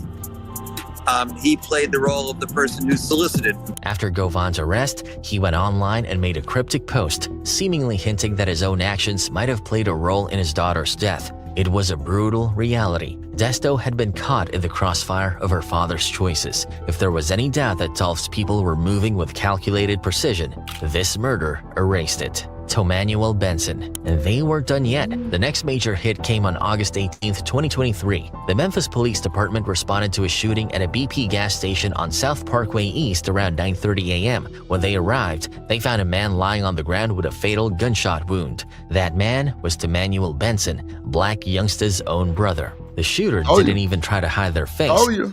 Black Youngster brother, told you. Got him. I'm telling you, I knew too much about this case. It was crazy. Which was kind of, I'm like, oh no, I don't even want to know. Oh no. No. They walked up in broad daylight and handled business, making it clear that they weren't worried about being caught. The police even had a clear image of the suspect, which they quickly released to the public, along with a $5,000 reward for any information leading to an arrest. He was wanted on second-degree murder charges for the shooting in August of Temanuel Benson, the brother of Memphis rapper Black Youngster. Temanuel's murder sent shockwaves through the city, but to many, it wasn't surprising. Black Youngster had been one of Young Dolph's most vocal enemies. Back in 2017, Black Youngster was arrested in connection with an attempt on Dolph's life, where over 100 rounds were fired at his bulletproof SUV. Though he beat the charges, the bad blood between him and Dolph never went away. For years, Black Youngster taunted Dolph at every opportunity, from diss tracks to Instagram posts. Now the same war he had been a part of had come knocking at his own front door. Losing his brother to the same cycle of violence he once glorified was a painful reality he now had to face. Big Juke. Yo Gotti may have thought he was untouchable in his whole war, but Dolph's crew had other plans. While most of the people connected to Dolph's murder were already facing the consequences, Gotti had managed to avoid any direct retaliation, at least for a while. But as time went on, it became clear that PRE wasn't going to let him off the hook that easily. They had already hit plenty of people in his circle, and it seemed like they were working their way up the chain. The message was simple: if you had anything to do with Dolph's murder, you were going to feel the heat. And they almost made Gotti himself feel it in the worst way. They even went after his family. His mother, of all people, was reportedly a target. Luckily, she managed to escape, but his brother, Big Juke, wasn't so fortunate. The irony of Big Juke's death is what made it even more chilling. He wasn't out in the streets, at a club, or even one of his usual hangout spots. He was at a funeral, paying respects to a loved one. But in the world of— That's when you know the respect is gone. It's done. Need to come catch you at your people's funeral? Yeah, it's a wrap, son. I'm talking about that boy was pumping a funeral, Shanika, like that was a thing to do. Like he wasn't under the fire. Bro, is you crazy? Are you fucking crazy? Come on, man. Got too comfortable. Come on, man. You telling these folks where you finna be, bro? You forgot about the other shit? Oh, you ain't think they were gonna come get you right there? Yeah. Huh? Welcome to America, sir. You through. God damn, bro.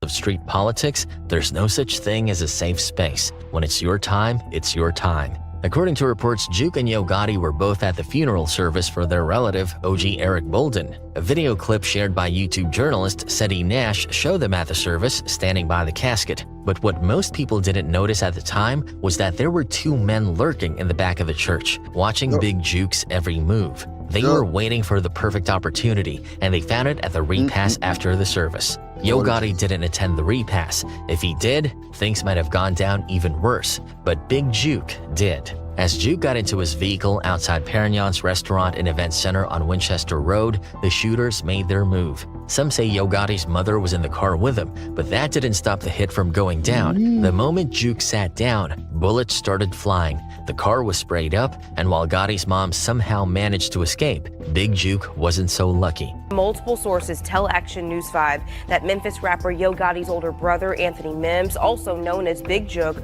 was shot and killed. He was rushed to the hospital, but it was too late. He didn't make it. Surveillance footage later caught a white SUV with no plates speeding away from the scene. It was clear this was a targeted hit, and everyone knew exactly why. Tonight, police are looking for a white Ford Explorer SUV in connection with the shooting.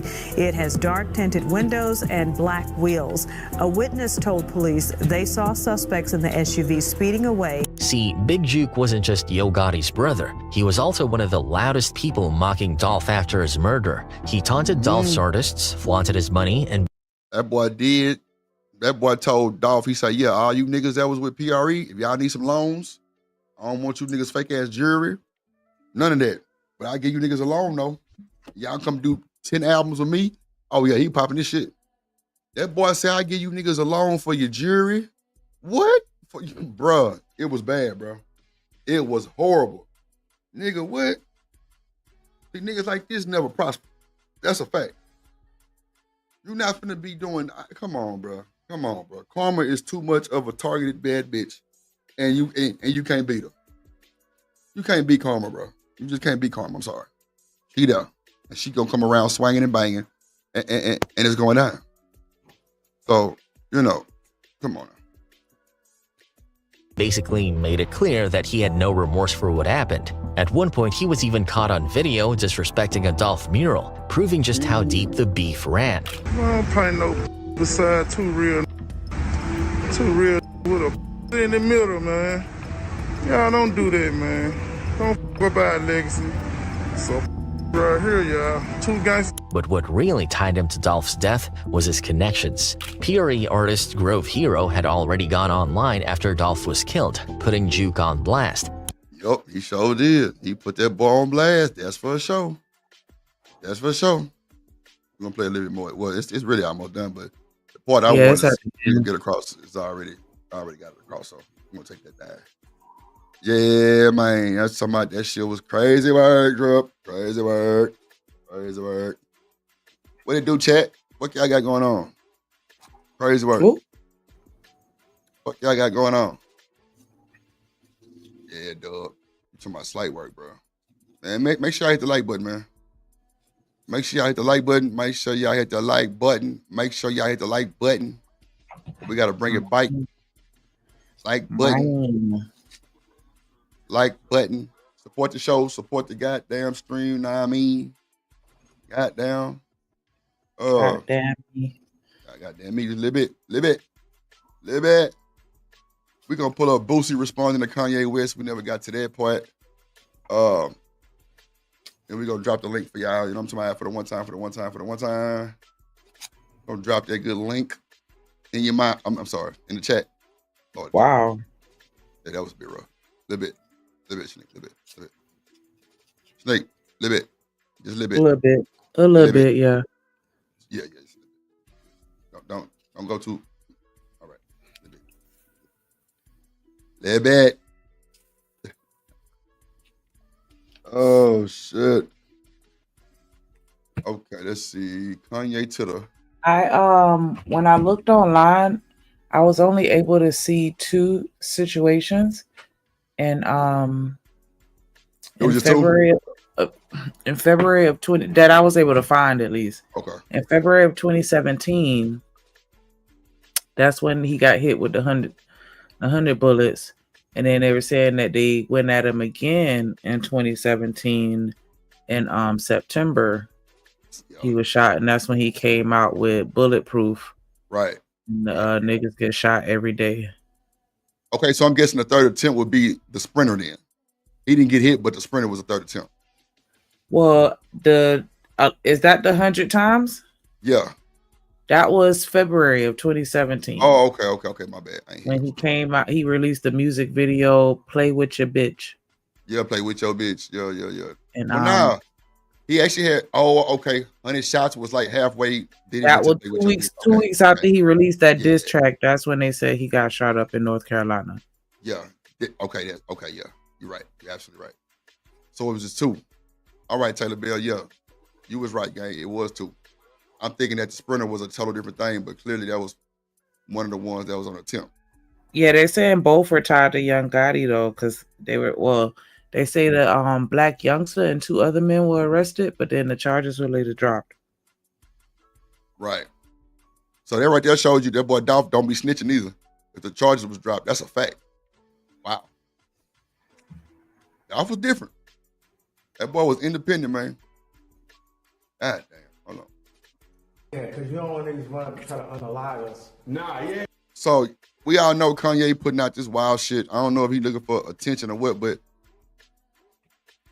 Shanika, if you had a cousin that got famous and he came out and said that my cousin Shanika made me eat her twat since I was 14, how would you feel about that? I don't got no cousins. Okay. That's how I'm gonna feel about that. Perfect answer. So in Kanye's situation, how you feel about it? I think he's just doing it for attention. That's what I think too.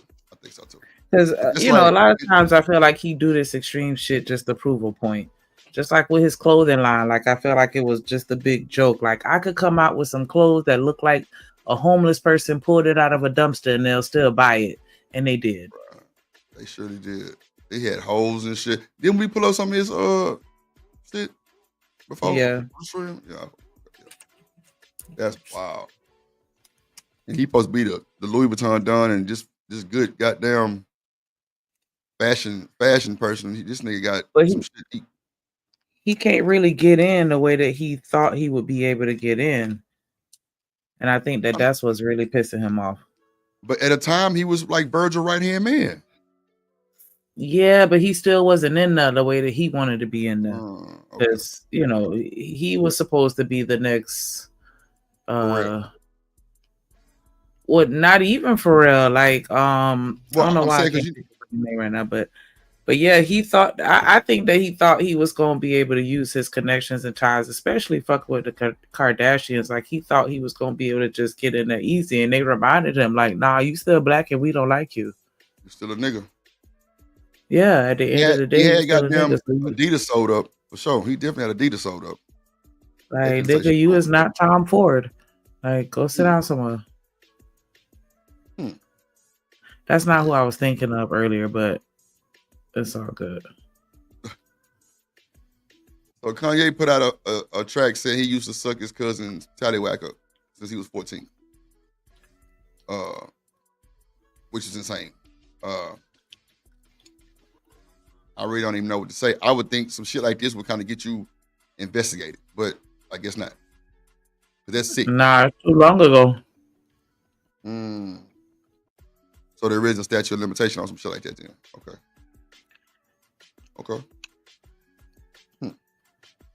Yeah, drink. It's no smoke. Nigga, it's smoke, whatever, nigga. It's whatever, nigga. No, nigga, whatever. Nigga, I want to see my mama, nigga. It's forever, nigga. South side, nigga, whatever, nigga. I want to take this shit. I don't hear none of that. Don't never mention to put them two words together in this crib ever again, nigga. Is a Godfather ain't over God, nigga. True. All right, so back to the thing with I know that nigga smelled poor. I never met him. Oh wow. That nigga smells poor. You know, damn. That nigga is poor. How you smell poor? Wow. Damn. Man, look, I don't even want to say this story, but I'm gonna go tell it. You know what I'm saying? R.I.P. B King. So that nigga B King tried to talk to my sister one time. They was at he had a show at UTSA. That's a school that my sister went to. So she say he tried to talk to her, and when he got up on her, she say all I could smell was like mildew. I was like, wow, mildew? Like, I don't even know what mildew could smell like on a person, but I just didn't know what to say. So is that something like smelling poor or something like that? Because that's the first thing that popped in my mind. I don't know why that popped in my mind, but she said he smelled like mildew. What is it? I mean, so Cindy, you ever talk to a dude that smell like mildew? Hell no.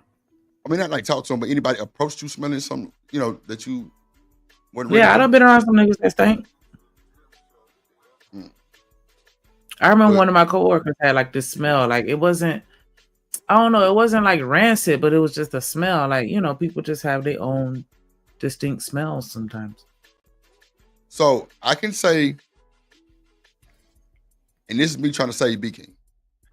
Only thing I can think of is the nigga B King used to always wear a shirt, a black shirt that said Club Guard.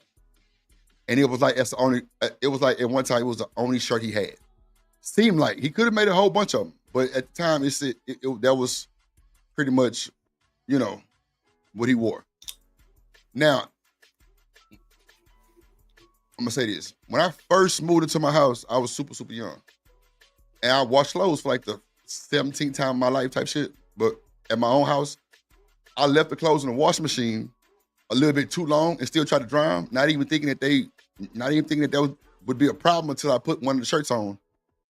And that motherfucker had a smell on it. That's a fact. But that's the only thing I can think of. But like mildew, shit, I don't know. They'll say all boys between the age of 9 and 14 stink. Damn. Okay. That was a bold statement too. God damn, 9 and 14? What? Nigga, my nephew don't stink. Nephew don't stink. I make that boy take a bath every goddamn night. He be trying to duck it though. I can't hold you. So, nigga, from 9 to 14-year boys was thinking? No. Okay, I didn't think so.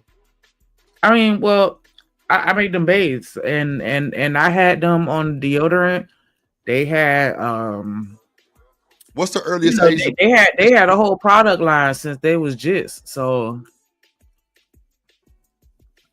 So when is it too? I mean, so when do kids start using deodorant? When they start getting use musky. deodorant shit. Okay, so yeah, cause my nephew don't he don't use deodorant. Yeah, as soon as you start smelling that musk, yeah, it's time. So yeah, they got all that. The what is it? The body wash, the body spray, or deodorant spray, the lotion, like yeah, all that.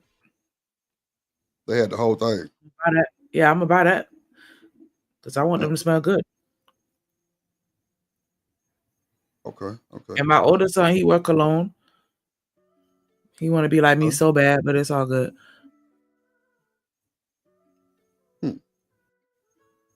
Yeah, you can't let them be like that. But I mean, you know, it just depends on the dude. But there are some grown men like y'all feet be stink. That'd be my issue. Yeah, I make sure I got my shit like what I'm going to the nail shop. I'm in the dope. I ain't got time. Niggas out here feet that stink, boy, your ass through. Lord. Yeah, y'all feet be stink as fuck. Y'all feet be stinky too. I smell y'all shit too. You know what? A smell. Yeah, boozy. Oh shit. But he there. That's what he's there to do. They took a piece of made him talking this up. He talking. But by the way.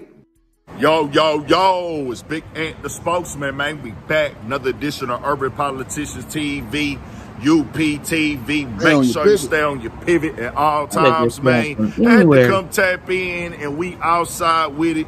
H-Town, Texas streets once again, and the rain just stopped. We got a little breeze. The weather feeling good out here right now, and I was actually up in the spot watching the playoff games and catching the NFL draft for this year when I seen it started going up and down the timeline. Boosie and Ye going at it. Now, Ye was on the stream today with Digital Nas, and I had a link in the description where y'all can watch that in full. And you know, Ye ultimate goal right now is to say very outlandish, wild things to get attention. He's exercising his freedom of speech and whatever else goal he has right now that he's trying to accomplish. And we just seen Boosie recently call him out about things he said with his cousin that was sexual. That been the main thing that's been over the timeline with him. Then he turned that around and said, oh, I can say the F word now. And that's what he was pushing with that situation. Well, y'all heard what he said right there to Boosie. Said, hey, he smells poor. What am I talking about? Smells poor. He is poor. And now Boosie then went to Twitter and responded and said, Yay, you better chill. LOL. Then he said, I smell. LOL. Never. Your mouth smells like a ham and cheese Hot Pocket when it come out the microwave. What you need to do is watch what you tweet, bro. You have sons who look up to you and value your words. You just motivated your son to put a D in his mouth. You're making your son suspicious of what a D tastes like. Yay, the professional D sucker. Now, that right there from Boosie is him responding. Now, if y'all don't remember, this really kicked off with them two last year around March. I remember we was at South by Southwest when it went down, when he jumped out there. Ye had did an interview and said, nigga, I inspired every style in the game, every genre, every rapper, everybody got their styles from me, doing what he doing right now on the interviews, just popping it to get some attention. And then Boosie jumped out there, responded, and said, nigga, I come from the trenches, bro. I inspired the trenches. Y'all, what you got going on didn't inspire me. Kanye responded, said, hey, nigga, you right. I just seen Wipe Me Down. I have no inspiration or anything to do with that. And he was mocking and joking Boosie, and it's been up between them a little bit here and there ever since online and things. Now, I do got to say this. Kanye has most definitely said some off-the-wall stuff. I'm not for the sugarcoat it. He's saying things and doing things that I most definitely am completely against. It be out of line and out of pocket at times. One thing that Kanye is pushing though, is us as a people, a culture, not having full control over how our careers go, what level we can reach, and the way that the media is, the way that we are marginalized, the way that they use propaganda and false narratives, the way that the industry worked against him off of certain things that he said that people didn't agree with. They basically tried to cancel him for certain things he tweeted out. But he's pointing out the hypocrisies in this game. Hey, well, you can do this and you can do that against this group of people and you will be done. You'll be out of here. They'll get you, hey, come get your money out the bank. We ending all your deals. We canceling you online. We basically gonna pressure other people to have to stop dealing with you as well. We gonna make you look like the worst person in the eye of the public because of an opinion or something disrespectful you said. But he's saying, when it comes to my culture, my people, the children from my background, nobody cares. It's cool to disrespect blacks. It's okay for blacks to highlight and promote and it be sold with murder, death, violence, genocide, just everything bad, and it's all acceptable. It's cool for that to happen. Boy, look at here. Two crazy motherfuckers. Wait a lotto. You say who? Oh, no, shit. I'm with you. I'm with you, man. God damn. She say, what a lie. Lord have mercy, Jesus. Somebody come get this nigga. Where's our version of small hat? Or is it N-word? Is that I don't know. No, you ain't bullshitting.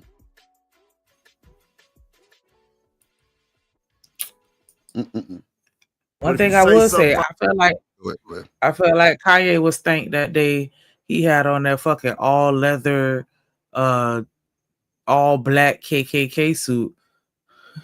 I know he was hot as fucking that shit. Balls musty as hell. Lordy Jesus. Why his balls gotta be musty? I was hot just God, bro. I know he was hot. I know he was sweating up under there. Oh man. God damn.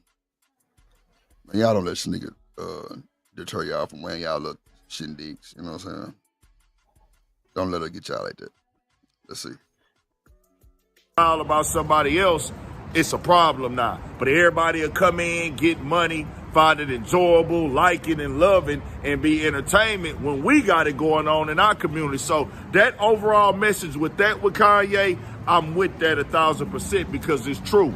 He is waving that up, putting a mirror like, oh, y'all can do this, we can do that, long as it's against each other, long as we tearing our own down, everybody from even that's not from where we from or from this culture or this part of this side of the scope, or you're not a black American, everybody can come in and profit off of black American pain, black American struggle, black American lifestyle, black American culture. But once everybody start having opinions about what y'all got going on in other groups, or we know who we talking about here, you understand what I'm saying? Hey, nigga, you said this, you tweeted that. Hey, nigga, come get your money out the bank, nigga.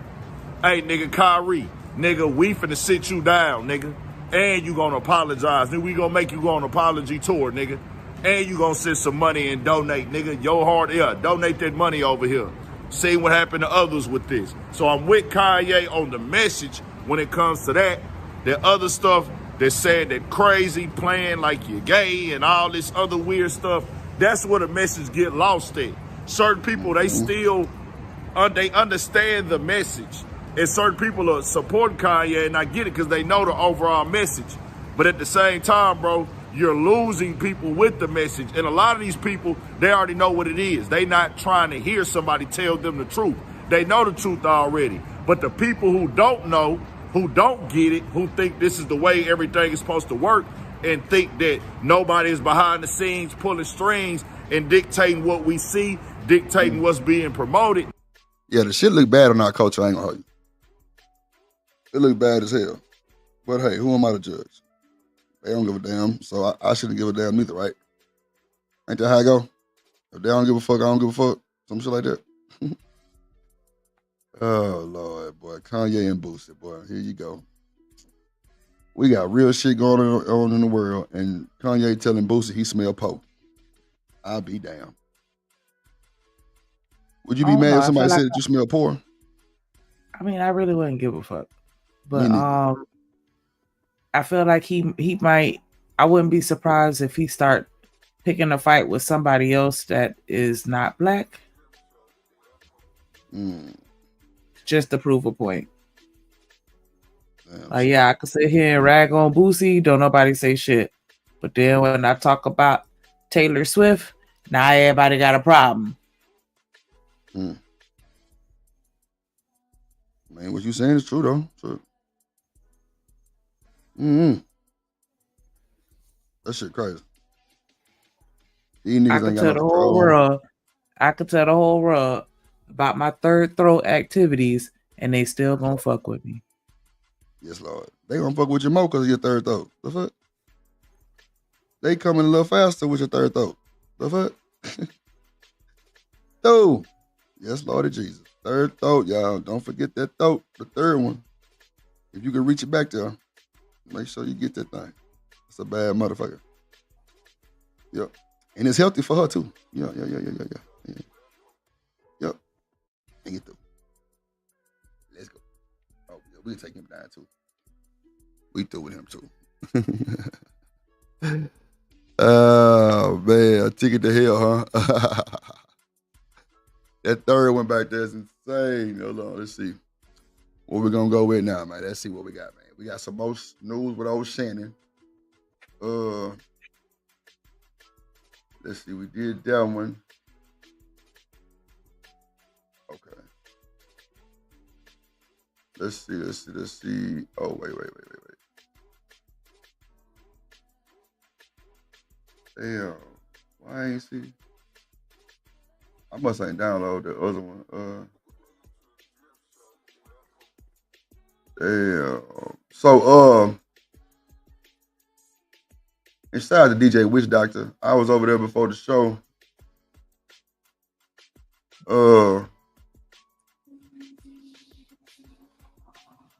And I'm not gonna bring it up. I'm not gonna bring up none of that shit. As far as anything, but they were saying like some Deron Bracey had got demonetized or some shit like that, and I don't even know really nothing about that, but on the show he was saying that he was targeted. I'm like, damn, who in the fuck targeted motherfuckers out here? But he was saying it was some group of people that was having a flag party. I'm like, wow. Like, that's crazy work. Like, come on, folks. They were saying something like, man, I forgot what I don't even want to really talk about it because I don't know exactly, but these words came out of Sharon mouth. He was saying he was targeted by a group of people saying that he was like the Cynthia G, like the man Cynthia G or something like that. I don't know. That's wild. I didn't know people was like moving around YouTube in a hate crime type shit. You know what I'm saying? I didn't know it was that deep. But, you know, they said that the black women took down Tommy Sotomac. What's his name? Sotomac? What's his name? Remember that. Yeah. Sotomayor. That's crazy. Yeah, Meyer. Okay, yeah. So I said Sotomac. My bad. Sotomac, yeah. That's wild. That's crazy. I mean, didn't they get Fresh and Fit too? I heard they got. They monetized again? Okay, well, I don't know. I don't watch Fresh and Fit. I heard they did get demonetized and they went to Rumble, I think. But I think I see them on YouTube. They still were posting videos on YouTube, but they weren't monetized. Right. So, just Sharon, shit. I hope you keep going, my boy. 3 months. I think he got another page. Back. Oh, okay. I didn't know that. Yeah, see, I ain't even know that much. Shout out to you. So he just gonna let that one just be that? He gonna be done with that page? I don't know. I just was I was on there and I saw a post and it was like, hey, click here to my new page. We going live. And he was live over there. Oh, okay, good. So he building it from scratch, I guess. or is it? Oh, okay. Does it look like a totally different page? Like it's Like a different name and shit. nah, it's the same, but it's like instead of the wildest wake up, I think it's just wildest wake up, or like you know what I'm saying? Like it's the same, Oh, okay. but it wasn't. Yeah, I think he's rebuilding a new one now. Okay. Oh, You shouldn't have a problem with getting the watch hours up at all. Really on the cool. No, Shouldn't have a problem at all. I think maybe this is a good thing. Yeah. That way he can rebuild it himself, and he don't have to worry about nobody else saying what they did for him. Huh? Wow. Did he build his page? I mean, shit. Anyway, I don't know nothing about that. Shit. The King hitter, what it do? Drop his link in the chat. Somebody drop Bracy new link in the chat. I ain't know he had a whole new page. Shit. I ain't gonna email you. I ain't know he had one. But yeah, shout out to Witch Doctor. I was over there before. The show started for a few seconds. He is. I just subscribed. Yeah, but I'm glad he I'm glad he ain't down and out type shit. Yeah, man. And any I like hope narratives. Yeah, and any like narratives that was on him at first, shit, he definitely can prove his point. For what's going on now. I was trying to figure out like these groups that they were saying. They said he was saying that some, you know what I'm saying, some groups was targeting him or some shit. Cause he say he was getting a lot of emails, like literally like 2 per show, but he didn't really think none of it.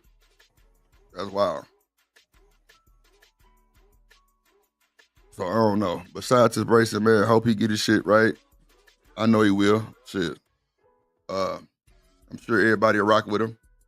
I ain't gonna lie, for some odd reason, when they try to cancel somebody and they come back, they always come back harder. Yeah. So I definitely seen that happen many times. I got you. If the Mars don't know, then I get you a wrench, King. Hold on.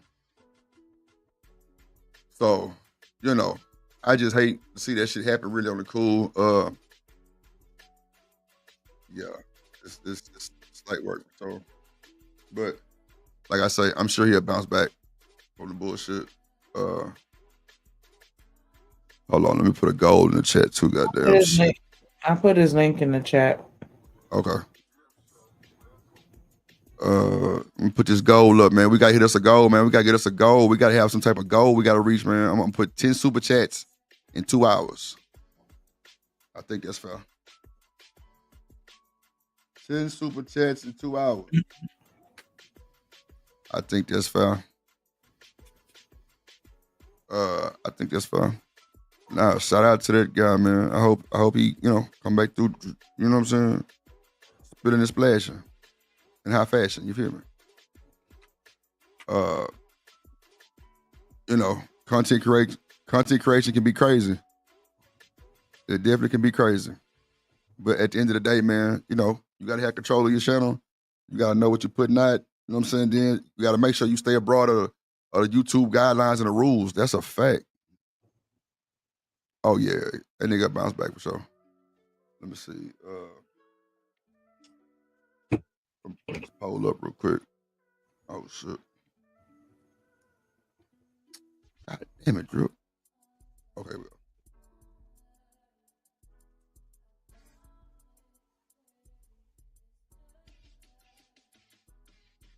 Yeah, baby. Hit that like button, hit the like button. Mm-hmm. Oh, God, I'm over here all distracted and shit. What the hell you distracted on? What? I said, what the hell you distracted on? What I'm distracted on? Yeah, you say you distracted.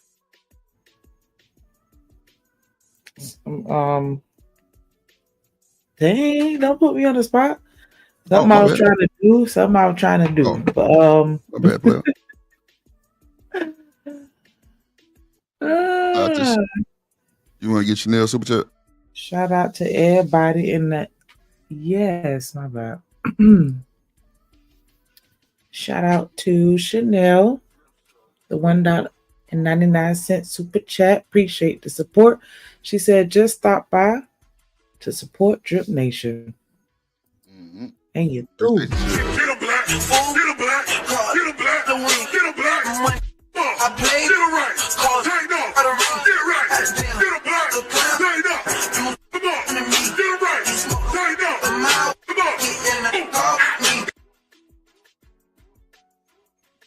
Yes. Make sure y'all. He definitely building it from scratch. He on 214 subs. Yeah. Run it up, man. You said what? I said it. One of them is me. Yeah, I just subbed to it too. Just not. That's wild. But hey, we can't. We can't get down about that shit. You got to keep grinding, keep moving forward. You know what I'm saying? Being the best you can be for sure. So, shout out to that young man. It'll get greater later. Like I say, he building his channel back up. Let's do it. Them hoes try to say that I had struck Ashton Weems, but clearly niggas can't read or, something because I never struck nobody. Nigga, you had a video up on me and you were talking shit. So yeah, I gave you a 7-day takedown. First 2 days, he was demonetized. Had nothing to do with me. But he told everybody in this space, Drip got me demonetized, bro. Come on. Just like how you got the email, I got it too. So the email he put on this community page, that's how I met Darren Long. The goddamn shit he put on his goddamn community page said that YouTube partner program has found a tremendous amount of copyright material on your page. Had nothing to do with me. Yeah. But clearly he was putting it up there to prove that I did it, bro. I got the same email, but me and that nigga ain't got no smoke, but he definitely tried to play in my face, and it worked. I ain't gonna lie. It worked like a motherfucker. But everybody took their wrench after I gave a fuck. And like my numbers went down like a motherfucker. I can't hold you. Because clearly what they say over here is people that's content creators don't strike other channels. That's a bullshit lie. That is a bullshit lie. This motherfucker struck so many channels over here, it's crazy. But hey, who am I to say it? I digress on that. But yeah, you motherfuckers must have forgot y'all struck 90 million channels back then. But yeah. Slight work. Ain't no fun when the rabbit got the gun though. Old Drip just stayed calm, cool, collective, and humble about it until the email came out and said what really happened. Yeah, I say niggas don't read. Because my name wasn't part of that email, so yeah. Cleared that up, and you got it back right. You know what I'm saying? But yeah, one thing I want, and then I actually had a stream about it and brought that shit up and went on that motherfucker and took the 7-day thing down. Come on, man. Drip don't get in the way of nobody's money. I don't get in the way of no nigga money on. That's for sure. No way. I can do way more other shit than get in the way of your money on. That's for sure. So I pulled it up on the stream and took that boy down because I'm a solid individual. Feel me? But niggas gonna say what they want to say. But it is what it is. I don't get in the way of nobody's money on. So, we just wanna, you know what I'm saying? Keep that shit. Everybody keep the same energy. That's for sure.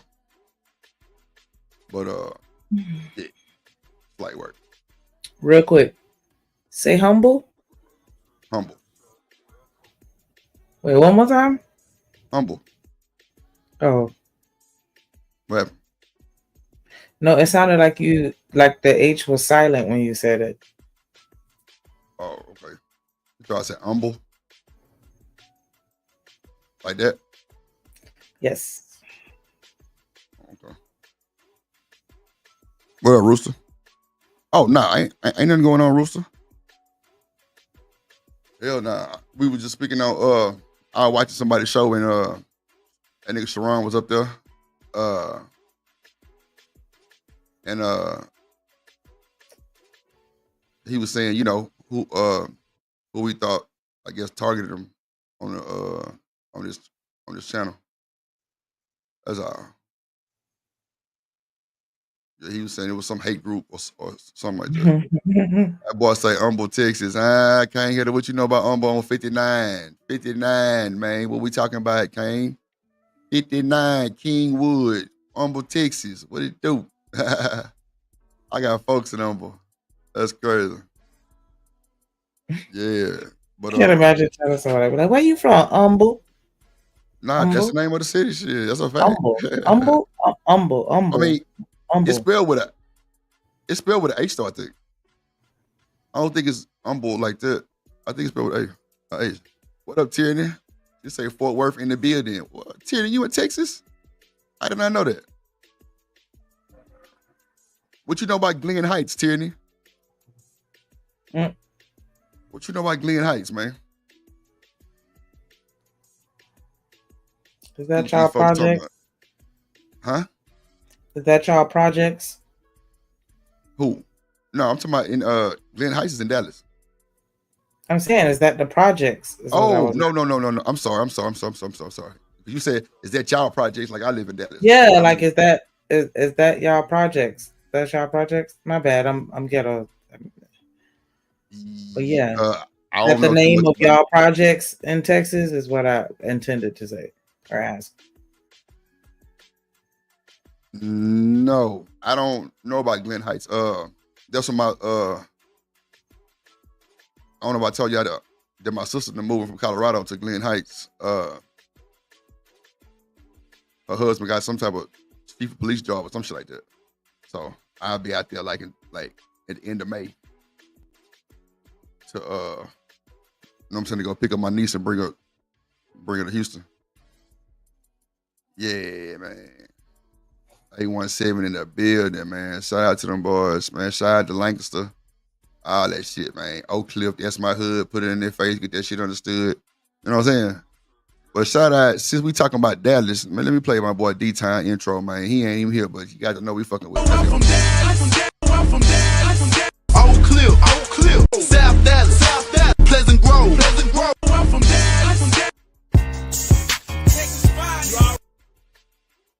Man, hold on, boy. We going to school. That song right there come on in the club. It's fighting time. That I'm going to do something bad to you? Nigga had to get right. Like, what? But we fought Dallas niggas every day. I ain't gonna hold you. Them niggas came to U of H, goddamn, in white t-shirts, long ass white t-shirts, doing the fucking, like, it was a dance I used to have called a guitar. Snake. I don't know why it antagonized us, but but we fought them niggas every fucking weekend at the club. I swear to God. Man, them niggas I got on our nerve, bro. Because first of all, them niggas scary. Them niggas scary as fuck. It might be 30 of them, so nigga, 4 of them fight on my mama. I ain't never seen no shit like that in my life, boy. Them niggas be so deep, boy, you think you finna lose your life. 4 of them niggas gonna fight you, that's it. The mother niggas commentary. What up, Miss Joy in the building? Miss Joy in the building. She say she a Crowley. Yeah, I know what Crowley is too. I want to see this car dance. Hold on, let me see if I can pull it up online. Let's see.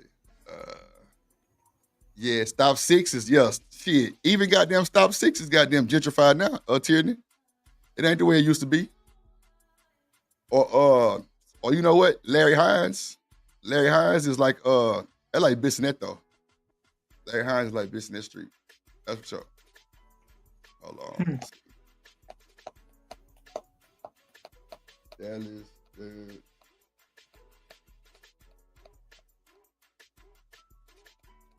Hold on, let me see that show. It's always interesting to see the projects in different places because I've been to some area where they quote unquote projects were nice as hell. And I don't know, that's the vibe that I get when it comes to Texas. Like, y'all projects ain't really project-ish. Are y'all really ghetto? Shit. Like ghetto? Shit. Like ghetto? Like, shit. Go to Fifth Ward. I bet you'll find what you want. Shit. You'll find what you want for sure. I ain't bullshitting.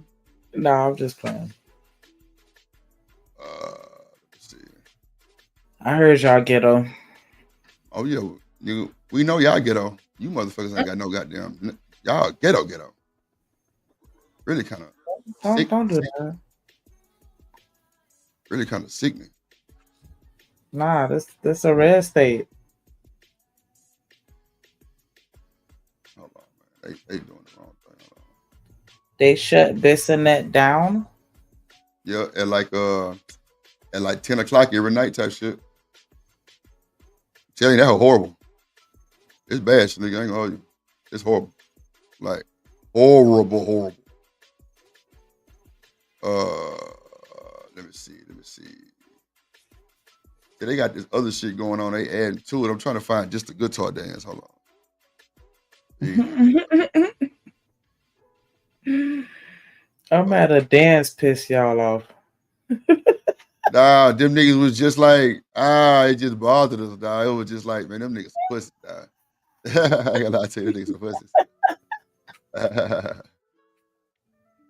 Them niggas some pussies, dog. I swear, bro. Shit. Them niggas was, what I'm talking about, aggravated. I ain't gonna hold you. Was it a song in particular that they would do it to, or that they do it to any song? Man, like it was songs like Oak Cliff, That's My Hood. Like they'll do it to that shit. They'll do it to like South Dallas Swag. They'll do it to like man, it was a bunch of shit they had like the Dougie. You know what I'm saying? They had that shit going on. Man, like it was a lot of shit they would do it to. It was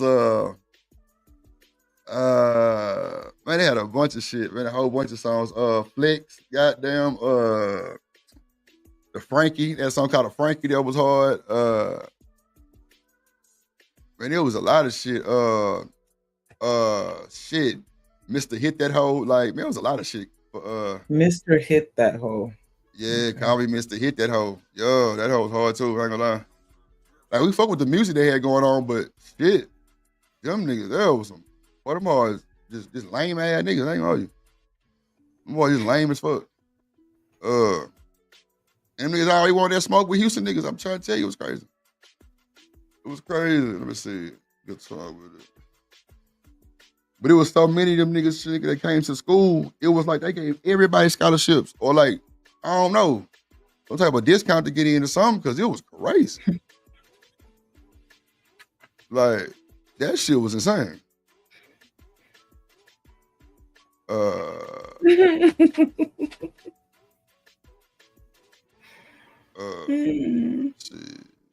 You crazy as hell, Snake. But it So was you've like, been in Houston. You've been in Houston all your life after you got here from Asia, or did you live somewhere else at any point in time? I don't even know who you talking to, buddy. Who you talking to? You ever stay outside of Houston?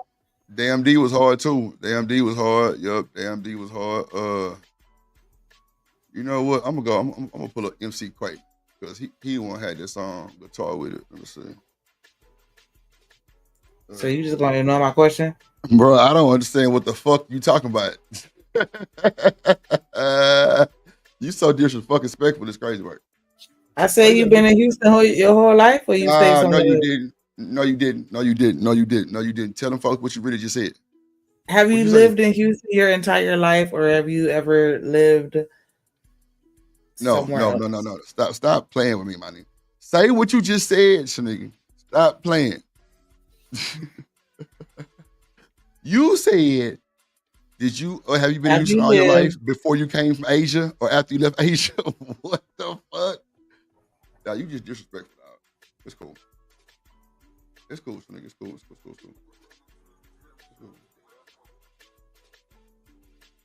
Y'all heard what she said, y'all. Didn't y'all?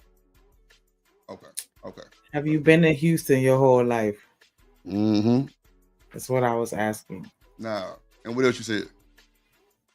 Or did you move around somewhere else? No. So you gonna keep the energy? Okay, bit. Nah, I definitely was born and raised in the city of Houston, Texas. All my life. Mm. The fuck? Oh shit, Drewski got a goddamn 20 women versus Drewski. Crazy work. Wow.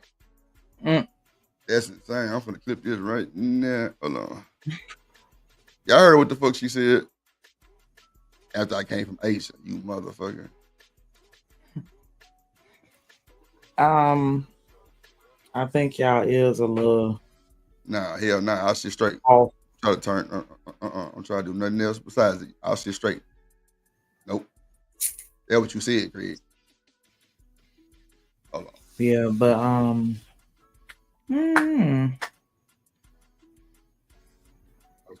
how many people in Houston? Pull it up. Do you know? Pull it up. Dang. Man, I can't tell you how many people in Houston. Just off the top.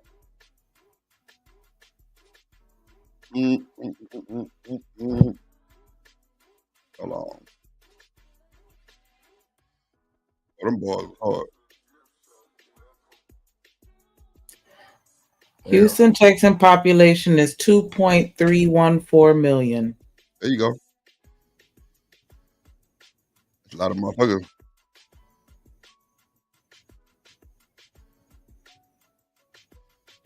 Yeah, that is. That's a lot of fucking people. Just for Houston.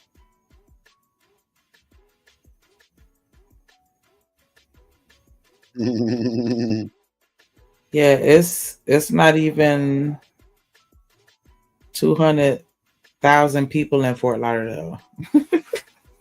Yeah, BJ, you heard that bullshit. She ain't slick. Bro, that bullshit. Superfly has this Harry Hines. Oh, that's where you from, Miss Joy? Harry Hines? Yeah, Harry Hines ain't shit. Them boys on some more shit over there. It ain't quite like Bissonnette, but yeah. Bissonnette, they shut that motherfucker down at, I think 9 o'clock at night to like 6 in the morning. That's crazy. Million.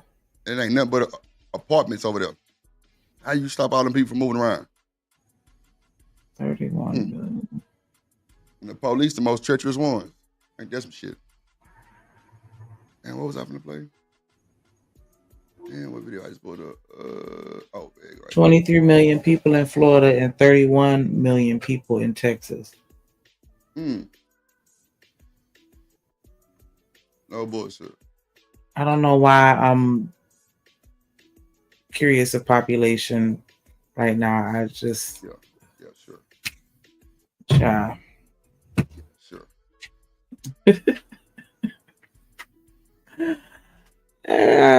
Sure. I know I be thinking about that sometimes in Florida because, like, yeah, my grandma used to scare us to say we're gonna be underwater soon. I doubt. It's just down them 2 streets by that hotel and school. What you talking about?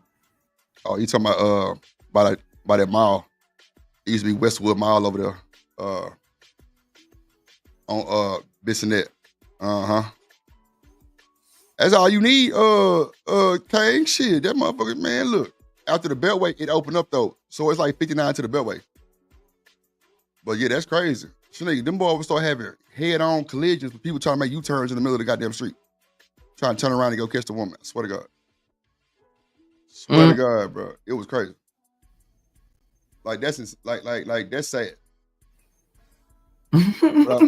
But I'm telling you though, it was women looking like Megan the fucking Stallion as a two. That's a fact. I'm talking about way better looking. It's women out there with $100,000 bodies type shit. Like they all put together. Oh, and then it's like right side for women, left side for men. I remember one time I had to pick some people up on the bus from over there. Man, bro, I'm thinking the party is in this parking lot. Because there was a lot of people sitting over there. Sneak. Then my driver pulled up.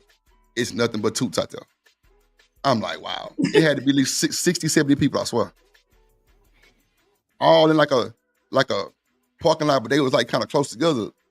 Because like the people pickup was in that parking lot, but they were on the other side.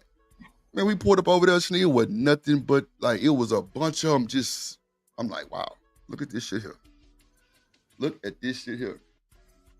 Like, boy, I tell you. Hold on, let's see what this dude say. County Sheriff's Office is Fair use for the juice on their funky ass. Let's go. investigating an alleged doxing of a judge in the deadly Frisco stabbing case. There's been a lot of racial tension on social media since the murder of Austin Metcalf. The 17-year-old suspect, Carmelo Anthony, was released on house arrest with a reduced bond. Investigators are now looking at reports that a judge who reduced that bond was targeted online. Fox 4 Stephen Dial is in studio with more on that. Stephen. Steve, doxing is when someone publishes a person's private information, like their home address, with malicious intent. The judge who reduced Carmelo Anthony's bond is now allegedly having that happen to her. Judge Angela Tucker recently reduced bond for 17-year-old murder suspect Carmelo Anthony. Anthony's bond was originally set at $1 million, and Tucker reduced it, saying that the bond was set too high for a person with no criminal history. Austin Metcalf was stabbed in the chest during a dispute over bleacher seating at a track meet on April 2nd. The crime has made national news, and the topic has become a racially tense subject. Collin County investigators told us court and staff concerned and citizens reported that people are posting the judge's address on social media. Collin County is working with the FBI to monitor any concerning rhetoric or propaganda that could incite violence. I talked to former Dallas County Assistant District Attorney Russell Wilson about this case. Certain information is publicly available, but judges, individuals in law enforcement do have a statute that allows them to remove some of their information from being publicly available. And so publication of that information with the intent to cause harm or for them to get a threat is a crime in Texas. Is that kind of something that is probably more prevalent nowadays because we have so much technology at our disposal? I doubt 15, 20 years ago, something like this was something officers investigated often. I think you've definitely seen an uptick in threats and the publication of private information as it relates to judicial and law enforcement officials, not only here in Collin County or in Dallas area, but also nationwide. Wilson said law enforcement have seen an uptick in threats and the publication of private information as it relates to judicial and law enforcement officials. We don't know how many actual cases Collin County is looking into. The sheriff's office said their priority is to ensure the judge's safety. It's still very early in the criminal case, even though Judge Tucker made the bond reduction ruling. It's not clear if she will end up being the judge who presides over the criminal trial. Steve, those judges are selected at random. Okay, all right. Stephen Dial in studio. Thank you very much. They did dox the judge. Now, any nigga that dox the judge, you got to know you going to jail, right? Okay. Do you think they gave a fuck? Okay. I'll wait too. I didn't think so. I didn't think so, people. Ain't nobody scared of the judge, clearly. They not scared of the judge, clearly, bro. God damn. I wonder if the judge who did Zimmerman shit was doxxed. I don't think so. Yeah, I don't really catch too many doxings from that type of shit, but they want to dox this lady here. Boy, look at him. The fucking foolery. The buffality. Cool. I tell you, folks. What are we coming to? What the fuck are we coming to? These folks pulling up at the judge house like they finna really do something. Like they gonna make a change like Michael Jackson. Well, I tell you. So nigga, let me find out you trying to come find my judge because I ain't give me no child support. Shit. I'm whooping ass. I'm whooping ass. Child, people be doing too much. Boy, look at him. Because harming her is going to do what? Nothing. They're just going to put another judge in to take her spot. And I don't understand that. Come on now. But I don't you know, understand it either. But hey, they mad, so they gotta take their anger out. And send threats. But Hopefully it be the that person folks that ain't is got a shit to do with it. hacker. What? It be the folks who ain't got shit to do with it trying to do all the docs and shit. That's crazy. I hope they good at hacking and I guess masking their identity. They better get in tick, huh? Like you say, get in tick so they can get hired. Become a scammer. Get in the tech. Become a scammer. Yeah, that's That's what the she said. phrase for this week. Become a scammer, man. Get in the tech. Scammer. Damn. What up, killer? In the building. Somebody else just came in here. Who else came? What up, Randall? In the building. Yeah, that's crazy work. Ooh wee. God damn. Let's see. Take them down. Let's see what else we got. We'll go to let me see. I don't even want to bring up this motherfucker right here because it's gonna be triggering like a motherfucker, but shit. Bring it up. Bring it up. Damn. Damn. Just because you said you didn't want to. Damn. It's just a little triggering. That's all. It's just, you know what I'm saying? Just A little bit. Little bit. Let's see here. Yeah, we'll get to old Shannon. I might do the pop. I don't know. Or I might do the 20 versus 1 with Drewski. That's what I'd probably do. Drewski. Let's see. All right. So Eric and Fair John use. back in.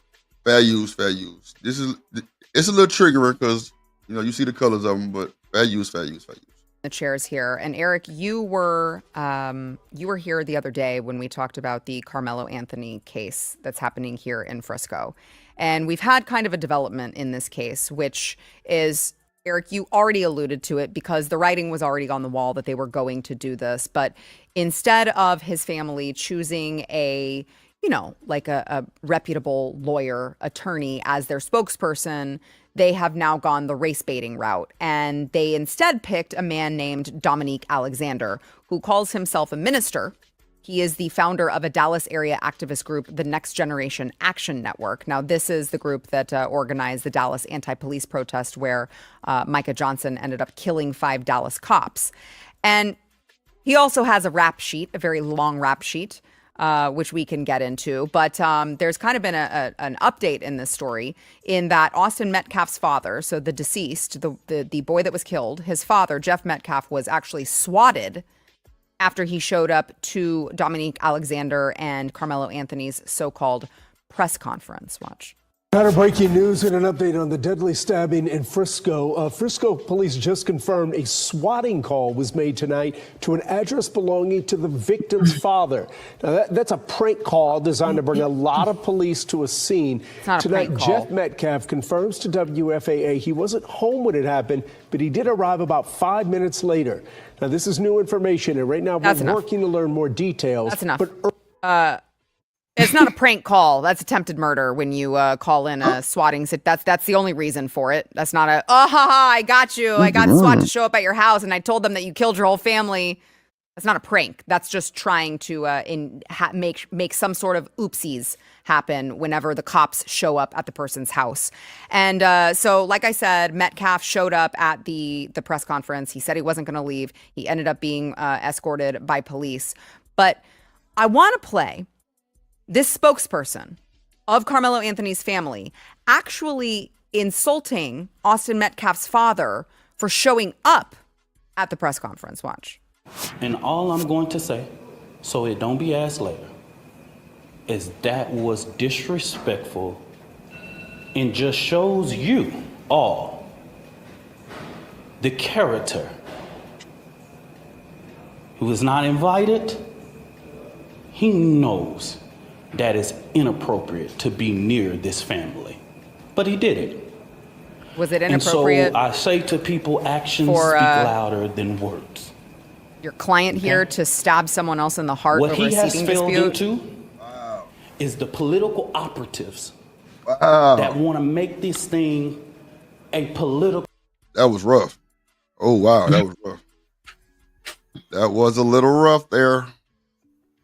See, of course, she racist. You could say over a seating dispute, man, but once you push your hands on me, I mean, Come on.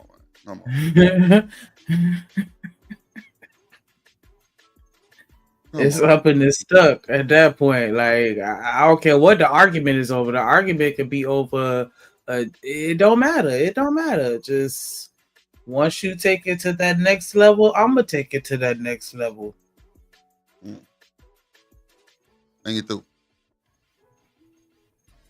Yeah. And you should expect that when you taking stuff to the next level. Like I don't know why people think that they the only one that's crazy out here. Like it's always somebody that's just as, as much of a crash out as you are, if not more.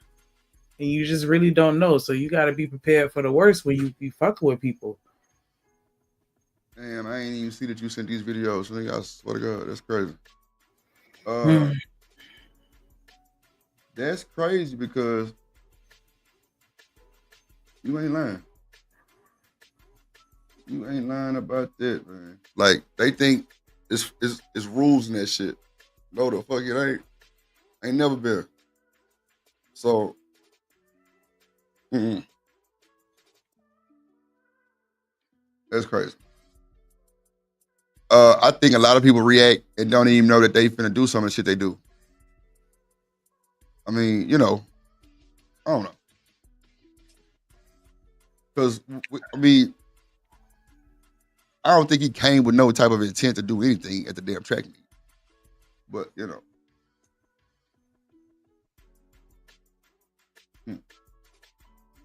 What you think?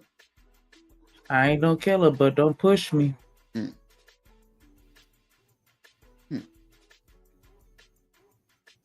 You ain't no killer, but don't push me, huh? All right. Yeah, because while she asking that question, we could also ask, like, why was that other young man so defensive, over a spot under a tent? Like it's raining. Like he just sitting there. Like, what is that really hurting? Why is he gangbanging over a chair? It was gangbanging? To the point where he done touched him, and then he get ready to grab him to kick him out. Like he throwing him out like Uncle Phil used to throw Jazzy Jeff out the door. Damn. Like what? Why I gotta be all that?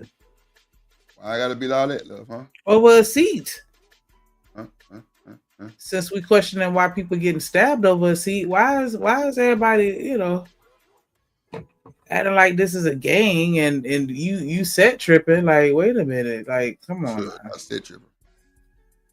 I don't know if I would have had the energy to want to do that, but I mean, I'm thinking about this with my grown brain and not like my 17-year-old brain. So, I got you. So, which one is better, the grown brain or the 17-year-old brain? For research purposes. The grown brain, naturally. Like, why would you even? You just like fucking with me.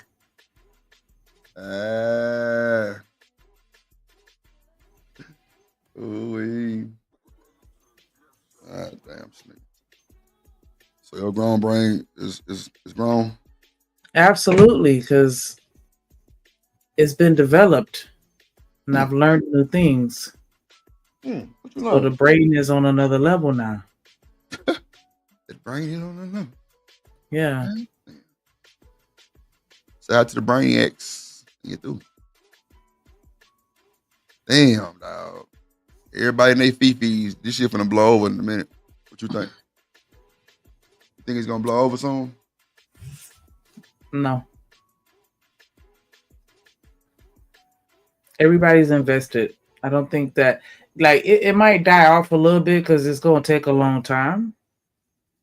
But somebody, it's going to be a select group of people that's going to follow it and keep us abreast of what's going on. So we're not going to forget it until, everything is said and done. But we all want to know the resolution. I ain't even gonna hold you. Like, I want to know. I want to know how all this is gonna play out. So I don't know if I'm gonna necessarily follow it like that, but I am gonna follow it enough to be like, hey, whatever happened to that little boy? Like, I am gonna randomly Google it. Well, I hope justice be served for everybody. The influx of videos, because you know they're gonna come. Soon as they throw that verdict out, we gonna know. But I don't know. I hope he walked though. I feel like he kind of is though, because if they don't let him go, I feel like that's gonna disrupt the ecosystem for everybody else. I agree. That's gonna want to get off, from doing the same thing.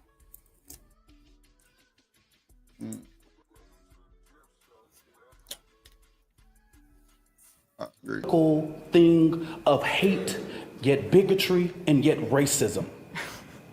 We have conservative operatives that have been posting nonstop about this case.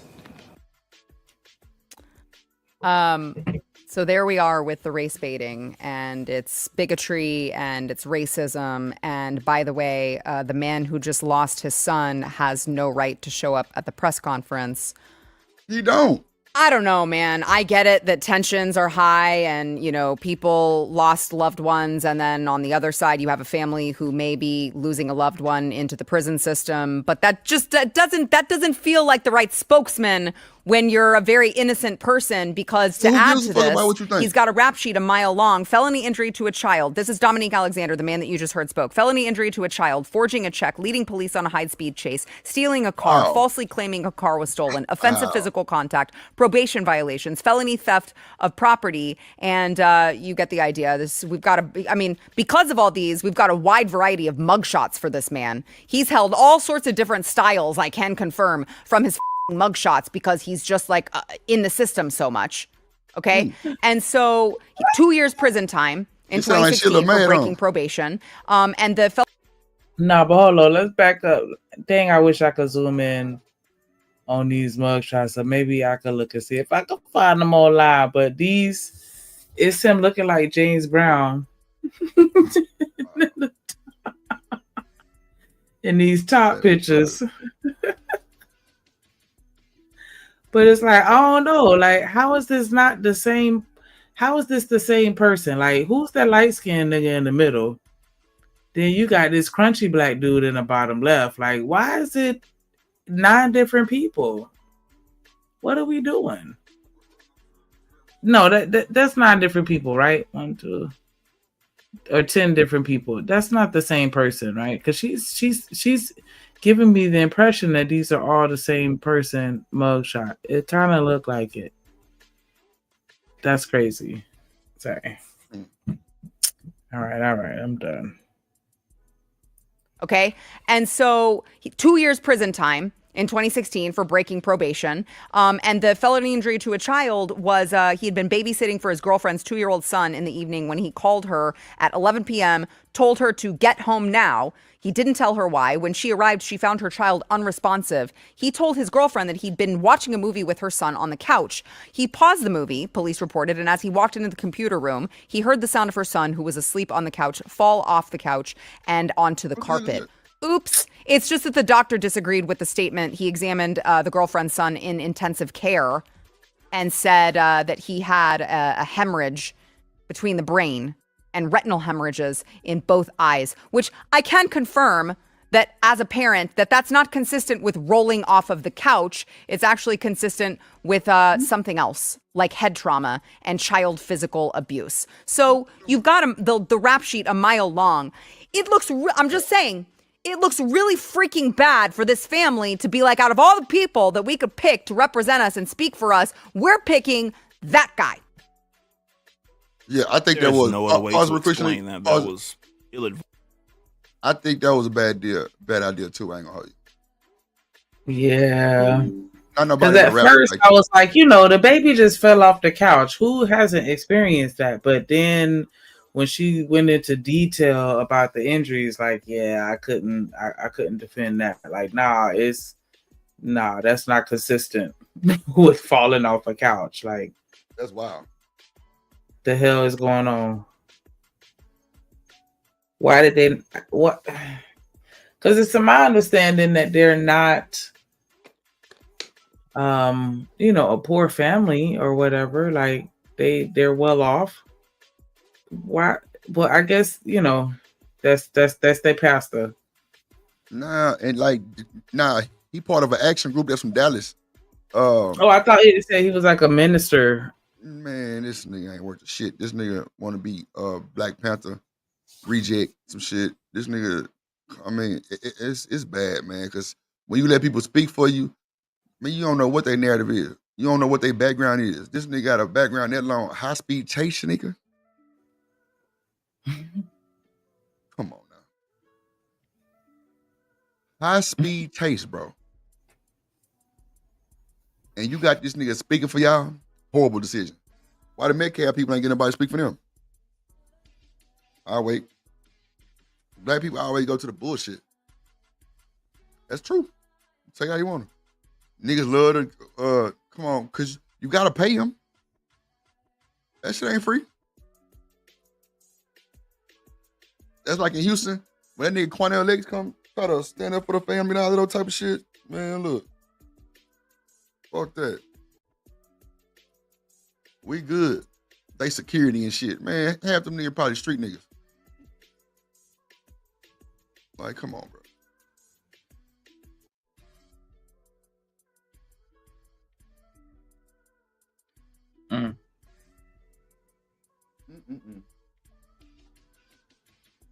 Come on, some nigga. You got this fake, well, I don't even want to say that word because I'll be wrong. I just don't understand. You hire somebody with a rap sheet long as shit, and he come up there trying to talk about the race car and all that old shit. And then you wonder why you getting so much pushback, and you finally put his background. But it look like the daddy might be part of them folks too, though. You see him? He got the little bow tie on and shit. That's what I was saying. That's their pastor. I thought she said he was a minister and leader of that organization. I could be mistaken, but yeah, like I think they just got religious ties, and they're not even really looking into that type of information. They're just following him, blindly because of their affiliation with his organization. That's dumb as hell, dude. That's dumb as hell to do some shit like that. I'm sorry. You call it what you want. That wasn't a good thing to do. You got an asshole. I ain't even saying asshole, but you got a nigga up here with the bullshit, and he represent your family. Come on now. It was just the hand movements for me. Like, because I know people, speak with their hands, but he was doing like his hand movements and gestures were a little sassy to me. I hate to say that, but it was like, it's a way that you could communicate and I don't know. It's an art, to orating and especially with the hand gestures. I don't know. It was something that was a little off about it. Like, but maybe I'm just being nitpicky. But yeah, he definitely could have kept that. It's not gonna help them. As we can see, it didn't help.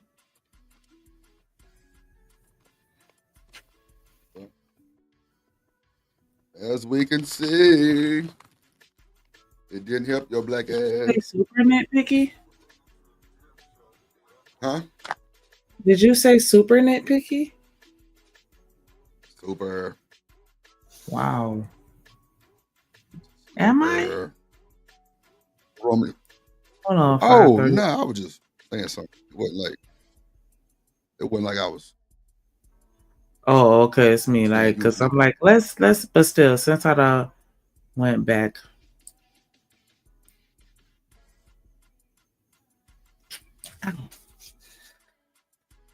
Play it and see. Yeah, just like hurt my hand. Oh, I ain't even gotta put you can just look at it as I'm rewinding it. You can see as I'm rewinding it. His hands. He was what? Maybe that boy was getting the Holy Ghost. That was disrespectful and just shows you all the character. He was not invited. He knows that it's inappropriate to be near this family, but he did it. Was it And inappropriate? so I say to people, actions for, speak louder than words. Okay, maybe I was being a little nitpicky. Yeah. Shut up. God damn it. You know you. Lord of Jesus. Don't go there.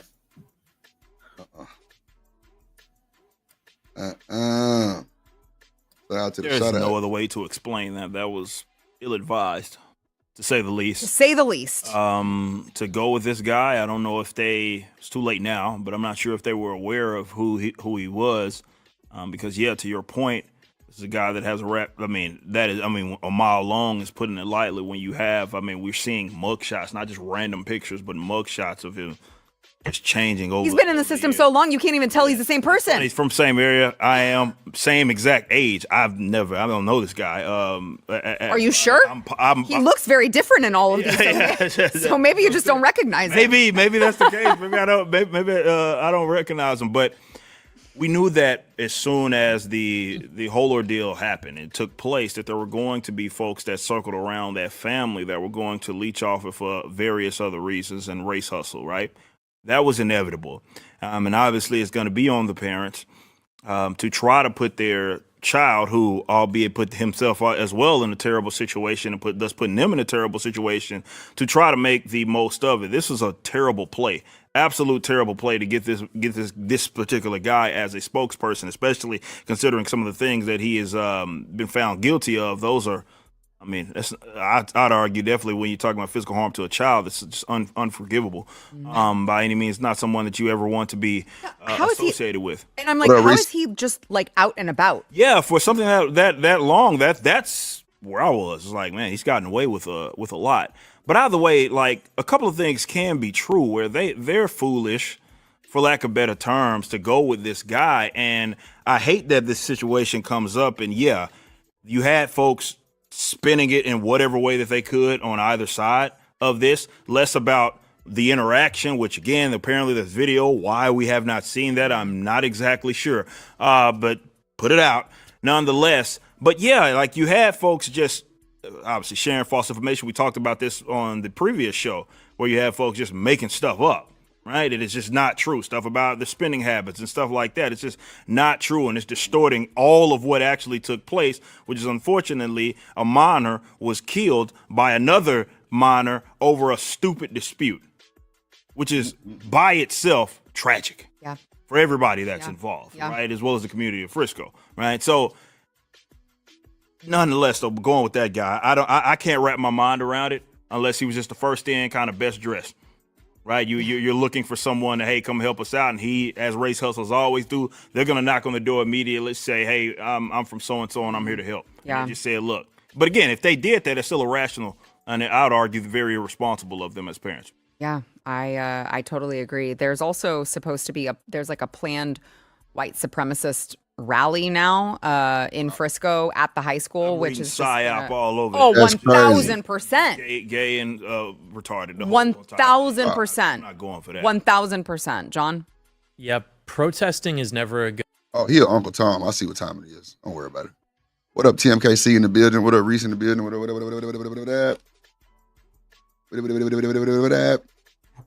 Hold on, do that one more time. What up?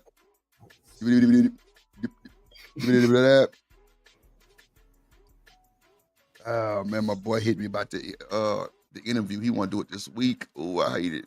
I wanted to do it next week. Fuck. Okay. Let's take that down. We finna get into Mr. Shannon, Mickey Ficky Shark. Yeah, Cat Williams respond. Oh, Lord Jesus. What is he responding to? Who said something to him? He just like. Oh, he just giving his 2 cents. My bad. Yeah, Shannon. Yeah. I don't know why my brain went to women.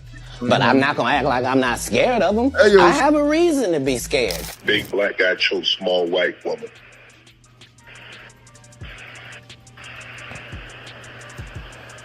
It's not a good look, Shannon. I just want to know, why is there so much race play going on? Why is this lady, her name is Gabriella, talking about, yeah, I want you to put a big black baby in me?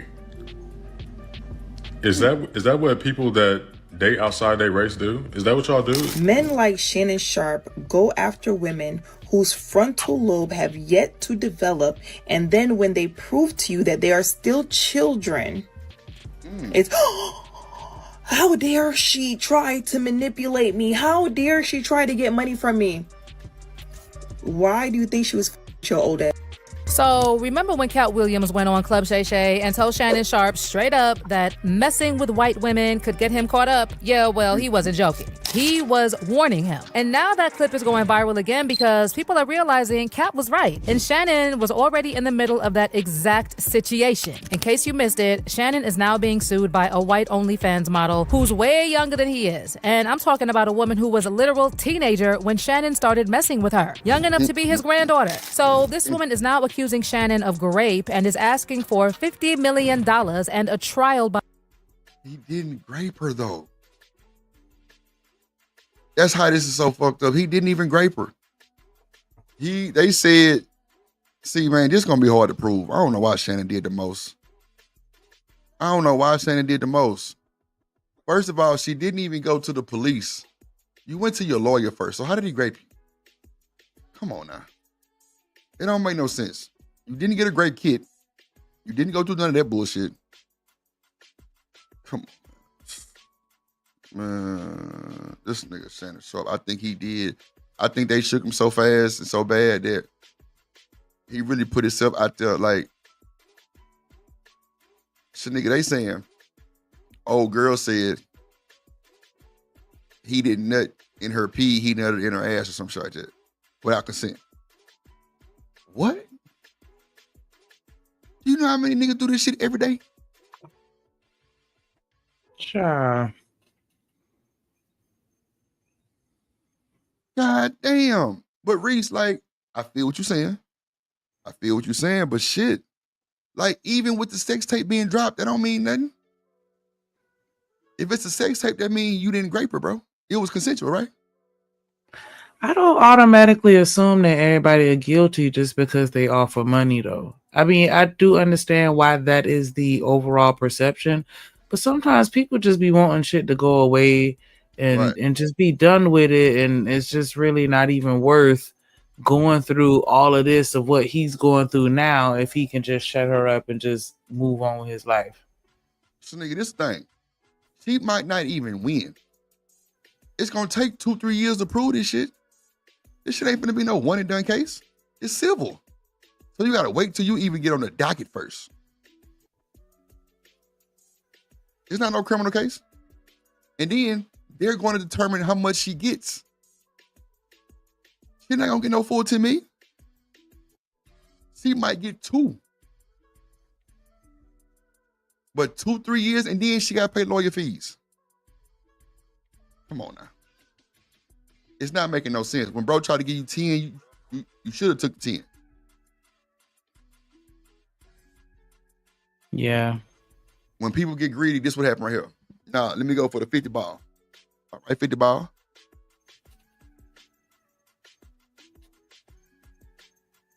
Yeah, they definitely in a great play. They in that cosplay shit. That's a fact. And that's where I feel like you got to be real careful with that, because like you can't just be doing stuff like that with anybody. Mm-hmm. Because we can't act like that shit ain't no role play. Yeah, Tony Busby definitely got big motion in this case, and he a crooked motherfucker. This is what his reputation is. Picking up black people. Back. Man, look. 10 million girl would have got you up out the hood, up out the OnlyFans and everything. You've been good for life probably. Plus you would have still had your OnlyFans. You goddamn stock would have went up. I'm sure it's already going up now. But if you still interacted with it, come on, man. People that get great move in certain ways, I'm sure. But you never went to the police. You went straight to the lawyer. But he raped you. This is insane. I don't understand, bro. The fact that Shannon moving so crazy and so loose and just telling on himself like this, it blows my mind, bro. Like Reset, it must have been something that he must have did that he felt guilty about. I don't know. But another thing, when you're an NFL player and you got all this old accolades and shit, bro, we don't, man, you know you don't deal with these type of people. You know that, bro. Nah, but sometimes when you're in certain positions, just the accusation can ruin you. And so I'd rather just pay some money to shut it up than to have all this stuff come out and then now my coins are being taken away from me. But nigga, that's what I don't want to just assume that he guilty just because he paid the money. But I understand why you saying that. But it ain't about him paying the money. I'm talking about him putting himself out there, telling on himself. It ain't about the money. I'm talking about him putting out. He tried to get in front of. He tried to get in front of to control the narrative. It just unfortunately backfired. You just had a whole narrative about a few months ago, bro. So your narrative ain't doing nothing but just expanding. The fact that you let these folks play with you, the fact that you offered her 10 and she didn't take it would have been a red flag for me. Come on now, she didn't even take the 10, bro. God damn. I don't know, that shit weird though. Make sure y'all hit the like button, man. Make sure y'all hit the like button. We gotta go 10 super chats in 2 hours. Shit, we ain't gonna make that one look like. Make sure y'all support the show, support the stream, send a super chat, make the chat colorful. Let a nigga know you love him. Yeah, he just, I don't know, man. Nah, he ain't going to jail. He ain't going to jail. It ain't even a criminal case. It's a civil suit. That's why Jay-Z told him, nigga, hey, boy, you gotta take me to the goddamn criminal side of it because I ain't going. And what happened? They dropped that shit. I'm telling you, that's Tony Busby's tactic. He'll strong arm your ass and tell you your name gonna be tied to this. Come on, man. When the NFL stood up for Jay-Z, he knew he ain't had no, he was done. Facts. He was done. Yeah, but you saying him being locked up won't benefit her. Him losing that $100 million contract ain't benefit her. Him losing that job at ESPN ain't benefiting her. He got to be making money to pay her money. It's temporary though. They even said he can come back for football season. They saying that now. How you know they gonna keep saying that? Well, that's what they saying now. So I can only go off now. But I'm just saying that ain't no guarantee. What I said, a promise. A promise is what? No. I feel what you're saying. I'm not saying that it is. I'm just saying they saying that he can come back for preseason. Did they say he got a signed contract that's ironclad, locked in? I don't know about that far down the road. I'm just telling you what the media's saying. That's all I know. Okay. What they said, Stan? Oh, he said no. Stephen A said that. No, Stan. They did say that he could have a job when the preseason football thing came. I think I got the clip. They said that he would be able to come back. Yeah, but see, Stan, that was before he stepped down too. That's a fact. That was before he stepped down. I think they just, I don't know. I felt like that's some cap. They could be gaslighting him. They could be like I say, I couldn't tell you. I'm just going out what they said on the clip. They definitely said that. But like I say, Stephen A said some shit too about it. But Corey Holcomb said it clear in daylight. He said they are firing niggas for allegations, not convictions. That's a fact. Anybody get allegations, it go in the uproar. They're gonna drop you. Even if you come out innocent, that jacket on you is bad enough that you even involved in that shit. I just don't see Shannon risking everything. But see, this is the thing. I'm gonna say this, and I'm gonna say this with confidence. I think Shannon Sharp make more on his podcast than he make with Disney. Straight up. He got all kind of deals. I think his social media outweighs that chick. I'm trying to tell you, everybody so fucked up about Disney. They ain't shit neither. Shit. Mm-hmm. Straight up. I think he make more on his podcast shit. I ain't arguing. And they got liquor deals, all kind of other little deals. He got the goddamn sports thing, all that shit. The sports bidding, all that shit. He got the ED, ads and shit. They got a bunch of shit. And they got the drink. Man, he got a bunch of shit, man. I think he made more than that. Like he made like a crazy amount of money just off the Cat Williams interview alone. It was in the millions alone. That's one interview out of all these fucking interviews he did. And the nigga numbers through the roof. He had 30,000 in the chat the other day. See it. You don't think he making no money on YouTube? You fucking crazy. You fucking crazy. So, I know the goddamn liquor company didn't stop him. They, take the shit from him. They still rocking and rolling. Mm-hmm. By jury. But here's another crazy part. It now turns out that Club Shay Shay interview with Kat was recorded while Shannon was already involved with this same woman. And now folks are going back to those clips from the interview and pointing out how nervous Shannon looked when Kat started talking about how white women can take you down in 2 weekends. You could be Kang the Conqueror, and they could take your rabbit ass down in 2 weekends. But y'all, it gets even messier. It's not just the fact that this woman was barely out of high school and white. It's the fact that the lawsuit says Shannon was into some wild stuff in the bedroom, including race play. And if you don't know what race play is, well, look it up, because YouTube will not let me get into those specifics here. But let's just say people online have zero sympathy for Shannon after hearing what he's into. I mean, messing with a teenager at his age was bad enough, but engaging in race play with her just took it to another level. She's not a teenager, though. That's what I be saying, too, man. They got to stop, bro. They got to stop. She's not a teenager. I think they saying that because when they originally met, she was 19.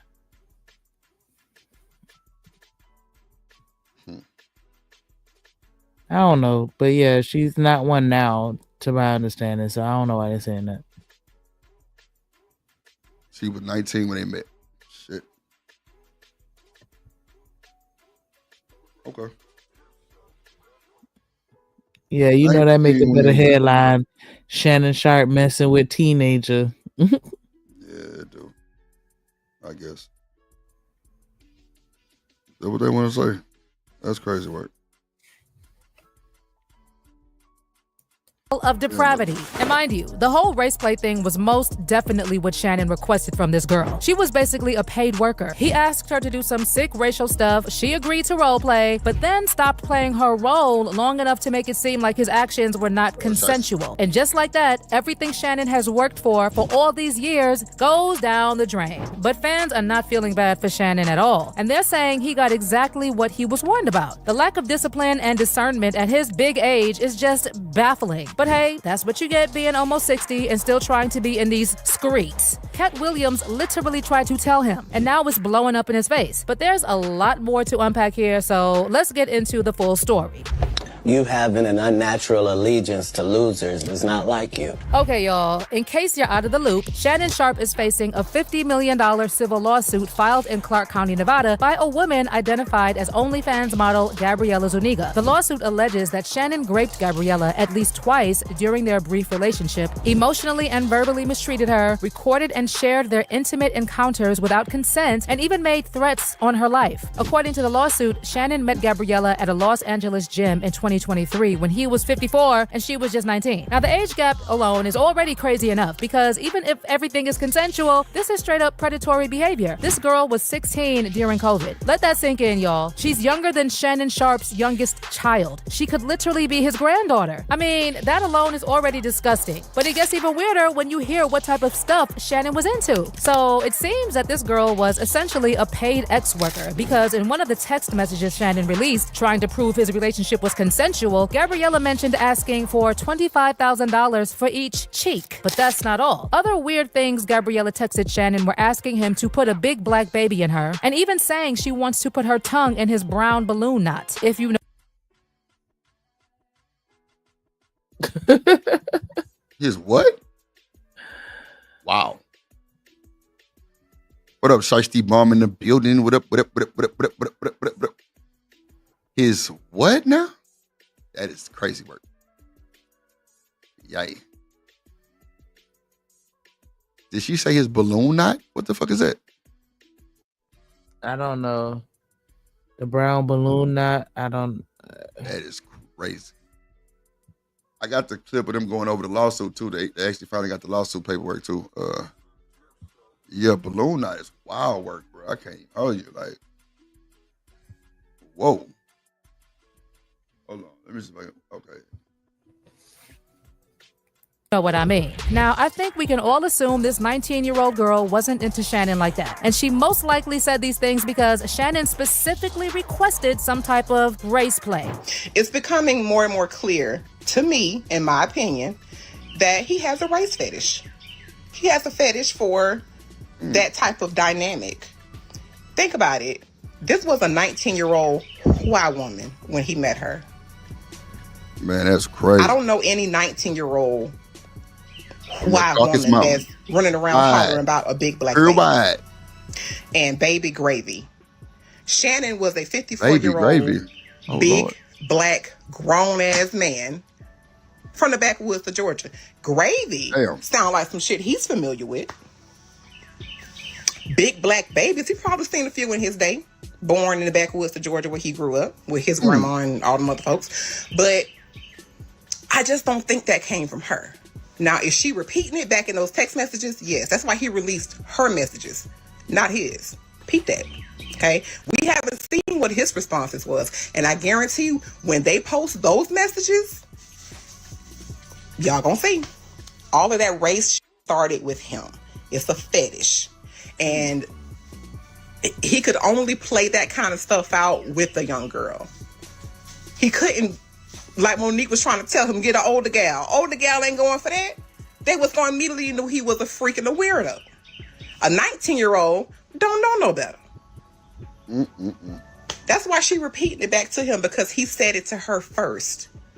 Older men, that's why they tend to want to be with younger women. They're more impressionable. They can mold them. They can shape them to be what they want them to be. Do what they want them to do.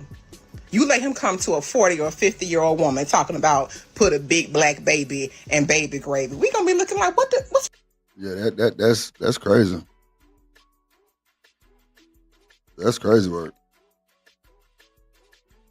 Damn. Baby gravy. That's insane. Baby gravy. That's crazy. Baby gravy? That's some new shit. Who's saying baby gravy? Know they saying sneaker baby gravy?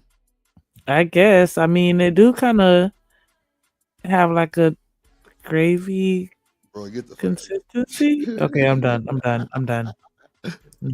Oh, shit. Not a gravy consistency, girl. You got to stop the cap. Lord. Man, that's crazy, man. I got you there. Drop the link. What it do, Andrea? W in the building. What it do? Shit, boy. So what's better, baby batter? Sheesh. I guess that's what it is. What is baby gravy? I don't know. I'm guessing that's that thing. You know what I'm saying? Shit that come up out that motherfucking thing. That's the only thing I can think about baby gravy. Artifacts, what it do, my guy? What it do? Yeah, I guess the baby gravy is next. Throat spray. Throat spray? Oh, wow. Yeah. I'm guessing that's what it is too then. Shout out to the throat sprayers. Yeah. Thoughts.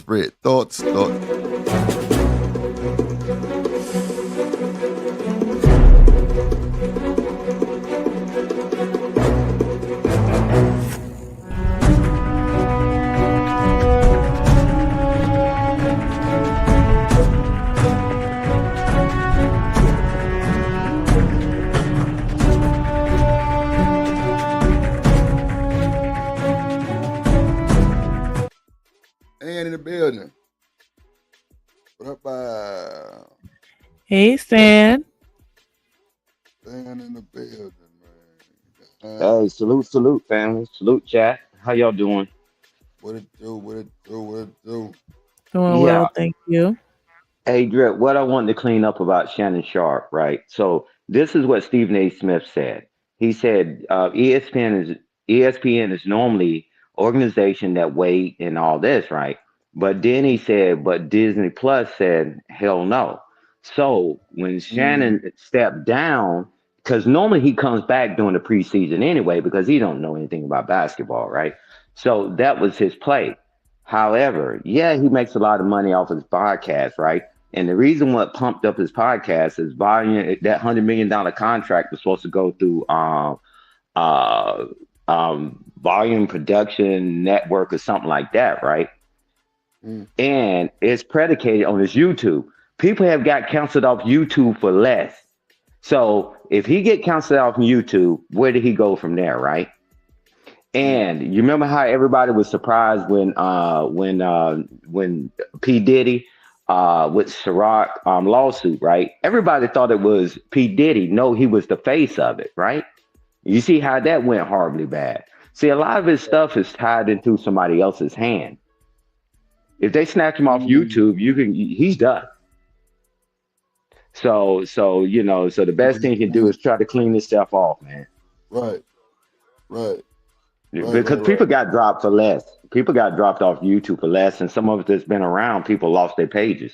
If he lose those two things he got on YouTube, what did he really have? And that liquor company, he's just the face of it. He don't own it. Oh, so he don't own liquor. Oh, sure. No, did P. Diddy own the liquor. He was the face of it. No, I'm talking about Shannon Sharp. Yeah. Shannon Sharp don't own that. Go ahead, bro. Oh, okay. No. That's what I want you to tell me. That's it. Yeah, because you tell me what people really own, like the people that come out with fragrance and perfumes and stuff like that. They don't own the fragrance. They're the face of it, and they get paid for that stuff. Very few people actually own the actual company. Like I got my own scientists, I got my own all that stuff. Very few people own it because they're famous. Because they're famous, they the face of it. You think Tiger Woods ever made a damn golf club? No, he was the face of it. Yeah, man, it's always a bait and switch. But some people, don't get me wrong, some people do own it. But I know if Shannon Sharp get canceled off on YouTube, where did he go from there, Drew? Nah, that's for sure. YouTube, he threw. He threw on the YouTube side. I can't hold you. Yeah, and that's why, Act, right? That's why the people rallied behind him because he was so powerful. That's why they didn't get him kicked off, right? It was about the endorsement and the following, right? So if you do something too egregious, a bridge too far, man, they'll counsel you, man, put somebody else in your seat, And I hope that don't happen to him, but everything's possible. But now that ESPN answered the question, no, he said he was coming back, right? He said I'm stepping down and I'm coming back in the preseason, right? But that's him talking. But Disney don't want any part of it. Okay. And Stephen A. Smith, he said it even on his podcast. He said, "Hey, bro, I hope we get to work together again. If not, you still my friend. You can call me anytime." So nah, man. The ESPN nor did they, and like Shanika said, they didn't give him a contract. They didn't renew his contract. If they gave him a contract, say come back in the preseason, that'd be something else we can talk about. They didn't renew his contract, so he's out in the wind, brother. He has no contract in his hand, even for Volume Production Network. He don't have a contract in his hand for that $100 million either. So it's just talks now. You just got to spit in your hand and a handshake, and you know how that goes. Normally, when you step down, your ass done. Yeah, that's a nice way of letting you resign without somebody saying you fired. Yeah, let them get a little unemployment or something. Right. Yeah, that's just That that. was fucked up. Yeah, that was fucked up. My bad. Nah, but normally when people CEOs and stuff, people leave, man, they let them resign so they can go to somebody else company and tear it down. But nah, man, they didn't give him a contract, man. He just talking right now. Without a contract, you have nothing, brother, but just words. That's cold, boy. I don't know. That need to But get his he, life together. That bullshit, boy. Because you definitely. I still think he put too much out there before it was even time to stand. What you think? yeah, totally. He should have buckled his double-breasted lips, and him and the lawyer should let them do what they were going to do, and let it all come out in discovery. Come on, man. See, because he would have still had a job at ESPN, even if they filed a lawsuit, they wouldn't care. But when they actually saw the details, they had to damn make a move. That's a fact, Stan. Yeah, he should have just let it play out in court or whatever going to do behind the scenes. But when everybody saw those text messages, everybody clutched their pearls. They said, oh, people talk like, yeah, man. So he shouldn't have never put that out. He would still be working at ESPN right now. He would have covered the drafts and all that. But when they saw the text messages, they said, nah, man, we can't do this. We got to take him off the air right now.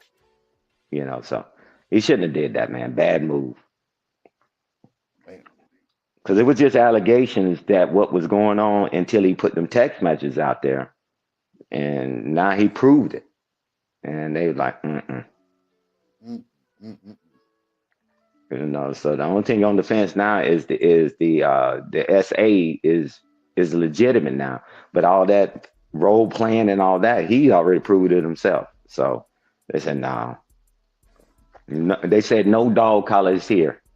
And that's it. And no baby gravy. Baby gravy is crazy. That's the first time I ever heard that.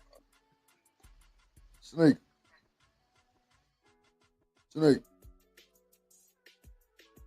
Girl, you hear me? What your baby gravy? You got some baby gravy? God damn. Dude, you so damn. Reese say you can't get unemployment if you quit. He resigned. You right. I was just talking shit. As much money he make, he'll never get unemployment. So no, that was you just being facetious on it. But now they let people resign. It worked. Yeah, man. But they let people resign so they can go on with their careers. Most CEOs resign and go to another company and destroy it.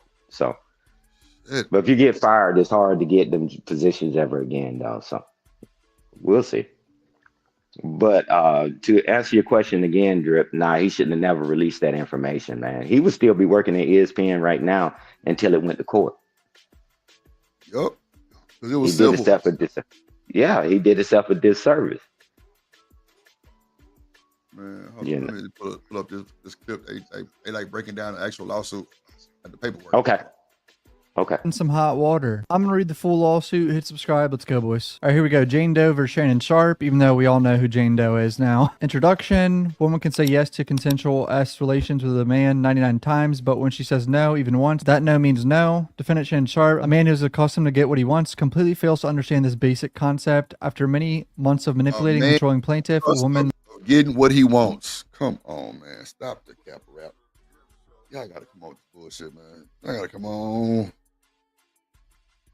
I don't know, man. Shannon do look like I don't know, Stan. Shit, man. God damn, Shannon. You making the culture look bad. You out here going crazy behind this little hot twat. She didn't put your ass into the fire. I'll be goddamn. Here we go. Andrea say, why do black men claim the system harmed them when they chose? I'm guessing they're supposed to say white women, or I don't know what YTE mean. Chose women. Chose the woman. Man, look. I don't even know how to answer that shit. God damn it, bro. Knock that shit over. I don't even know how to answer that, Andrea. Man, look. Ooh, that's a good question though. You know, if I was to be a professional ball player, we were taught to watch out for this type of shit. In college, We were definitely taught to watch out for this shit. That is a fact, though. No matter the race. No No matter matter the the race. race. No matter the race. Right. You were taught to leave, you know, women that were like obsessed with the, with the ball players and shit. Like, leave them alone. Go the other way. Right. Like, we were taught to watch different type of patterns. Straight up. We were taught that shit. That was my first time ever going through some shit like that. Like, ever going Showing through up some shit at like your that. dorm room. Yeah, like, And showing up at your class, and it ain't your class, it ain't her class, and the like, joker just leaving notes everywhere, and getting upset when you talking to somebody else. They say leave them alone, man. yeah, man. Coach told us stay away from them type. Because they file a report, Dre. Yeah, oh yeah, it's a wrap. It's a wrap. It's a wrap. And the coach got to sit you down. While you're under investigation, the coach got to sit you down. Got to sit you down. Yeah. Ooh, boy. That's why I say, like, he was moving too loosely. He was too comfortable. Someone right. You know, yeah, and as they go through this lawsuit, I hope they touch on it, that we were supposed to be exclusive and we were supposed to be this, and then he leaked that other tape that came out. Then I found out we weren't exclusive. See, here we go. See, here go the obsession. A woman scorned, and then next, all this stuff started happening. It's not a coincidence, man. Nah, I don't think it is neither, son. He played it too close. He played too close to the vest, man. It's just going to be somebody that you see and you go and then you get away. But nah, he was trying to do that pillow talking. He should have. Yeah, he should have. He should have stuck and moved instead of stick and stay. Yeah. Stuck and move and stick and stay. Lord Jesus. Yeah. Well, now she owned him like a heat-seeking missile. She's gonna tell you why she filed a lawsuit. Yeah. We were supposed to be exclusive. Okay. But ain't that showing like emotion and shit like that to where like they can hurt her in the suit? Oh, they're gonna pick it all to pieces. Them lawyers got it because she didn't start flipping out until that tape came out. Remember when it got leaked on Instagram? That's when she started getting upset. Come on now. Yeah, okay. All right. You out here rocking like that, that's crazy work. Yeah, telling that woman that's you my woman and it's just you and all that, and then that came out and then you was pillow talking and all that. Bruh, you got it. That's how you get the windows busted out your car. And Yeah, Stan, cause we didn't mess with women like this. No. We didn't mess with women that did like, the whole OnlyFans strippers, none of that shit. We didn't mess with none of them type of women. We was advised to move the fuck around immediately. That's a fact. Yeah, and don't be lying to him like that, man. You just doing whatever. But you talking about you my girl and all that. You set up that line to her, and then she see you with somebody else, and next you come out, the windows bust out your tires flattened. I never experienced that because I didn't roll that way. Man, but I know people who have. Yeah, exactly. And she found out she got played. Oh boy, her and her girlfriends all flatten all your tires. I'm trying to figure out what the $25,000 of cheap stood for. What the fuck was that for? I know he wasn't for to pay that. We'll find out.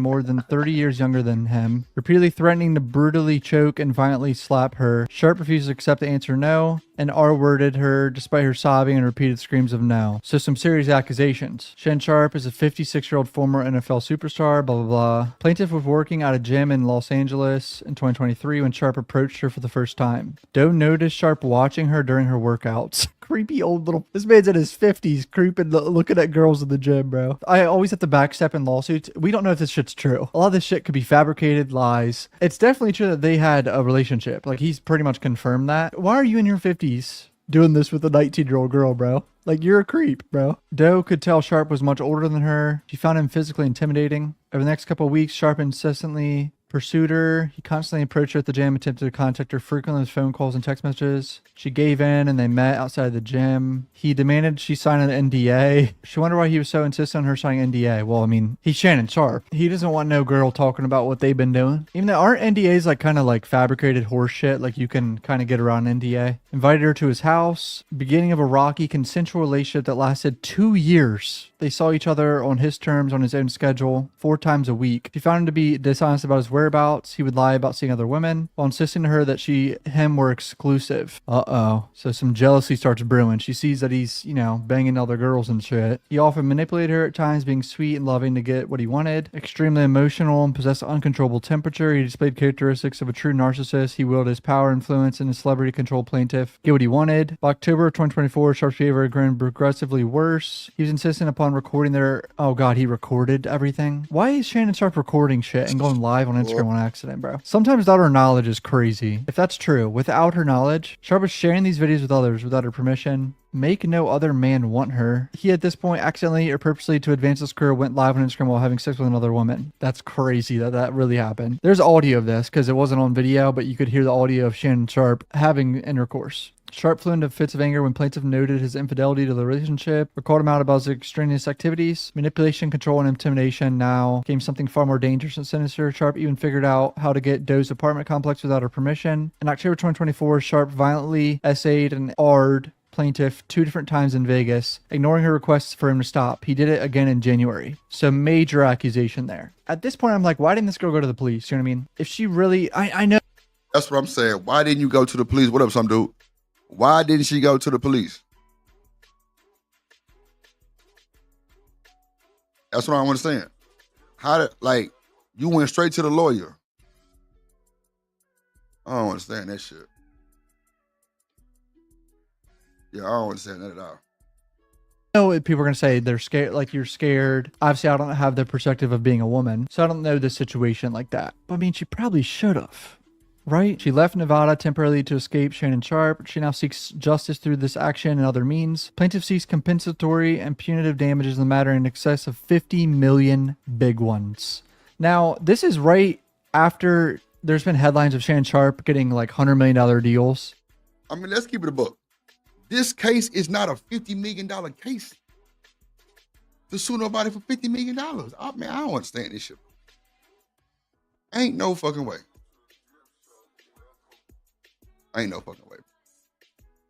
If this lady win this goddamn case, boy, I tell you, boy. Shannon's team need to be put on the goddamn firing squad. I ain't gonna hold you. They need to get the firing squad for that son of a bitch. This is crazy. You heard? Oh, go ahead, Sam. You heard that that his original law firm they quit not mistaken, they quit representing him, and that's why when the guy early on quit, because the same people that representing him represent Lady Gaga and all the bunch of artists, and they said if you represent him, we're going to take our business away. Wow. And he been friends with them guys for like over 15 plus years. Oh, look at here. The hypocrisy of the nation. Yeah. Yeah. But yeah, man. So what they're gonna do, they're gonna pull the layers apart and all that. And when did all this stuff happen? And why did it happen? You know, and then, you know, and you say you scared, okay, cool, right? Because some people are feared because celebrity status, but you didn't fear it enough to go file a civil lawsuit. Make a criminal sense. lawsuit. She ain't filed a criminal lawsuit.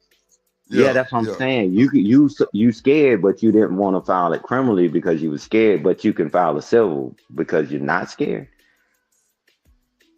Come on, man. Look. Then she went to Tony Busby. Then she went to Tony Busby stand. Oh my God. The stifler of all stiffs. Yeah. God damn it. You heard when he saw a hint of jealousy, and he said we was exclusive, and then she found out he was sleeping with other people, and you still kept sleeping with him. And then when he said I ain't gonna mess with you no more, then now here comes the law, the civil suit, right? So I don't know, man. That's what the lawyers get paid to do, but Yeah, Bro, if she Tony said we Buzbee go lose together. this one, he need to be barred. He need to be debarred, goddamn. Something like he need to be banned from the goddamn whole judicial system, goddamn. But this Oh, nigga got attacked with this type of shit. yeah, because they're gonna get him, man. Because a lot of them other lawyers, he making them look bad. Because they don't want a reputation of shaking people down, right? Extorting people, because They normally definitely doing people that. settle out of court. A lot of people settle out of court because they don't want it to go, like Shanika was saying earlier, because it hurts their image more if Oh it yeah. gets out, whether it's true or not, right? And then when he did this, now everybody else, now if Shannon Sharp goes down, look at how much money these other companies are going to lose behind it because they don't sign him with the two biggest podcasts, right? Over a million something subscribers, and they can't make money off of him because of this. A lot of people lose money. Yep. Just follow the money. Follow the money train, goddamn. And Yeah. through. Yeah. God damn, Stan. He goes down, a lot of people lose money off of him. Yep. They better protect that nigga. That's why If he Act didn't lose, go down. yeah. But see, but Act still paid his Act said fuck it. He paid because she sued him for $300,000, Act at $200,000 in lawyer fees already. And he just like, bro, I'm standing on business. I ain't finna let her do me like that. Right. So, Yeah, and so that's what he need fighting to back. do. Just keep fighting. Yeah. Keep fighting back, right? Because some other Look guys, at because Jay-Z they though. stand to lose. Look Yeah. at Jay-Z. He told that motherfucker take me to the criminal court, and what happened? It was dropped. Come on now. Yeah, Come on. because man, imagine how much money people would have lost. Not just Jay-Z, if that would have just went through. Just follow the money. Okay. Boy, look at here. These folks off the chain, Stan. Yeah. It's a trickle-down effect, man. It just don't affect one person. Imagine if Jay-Z would have went down. How many other people would have went down behind this? No longer can he be tied with the NFL, his music business and all that, and then his wife business. And come on, bro. Too many people would have been hungry. Ain't letting that go Too down. many people would have been homeless, Stan. Too many people. Yeah. Yeah. That's almost like, man, that's why them folks slid for Dolph. Yeah. You took the goddamn nigga that feed. Come on, man. You took out the nigga that feed the streets. You crazy. Yeah, that feed everybody. Yep. You take Everybody. one out of it. It's like the dominoes, man. When one domino falls, all of them fall. Ooh, child. Let's see. No, okay. Or like a podcast deal or network deal or something. So there's a motive for her to do this. Obviously, she's seeing like she could, be set for life. But also at the same time, if he really did do this and she was saying, no, he's a piece of shit. During the first conversation, Sharp proposed a challenge of competency who could lean out faster. The prize, if plaintiff won, he would buy her fake tits. This man's 50 years old talking to a 19-year-old girl like that.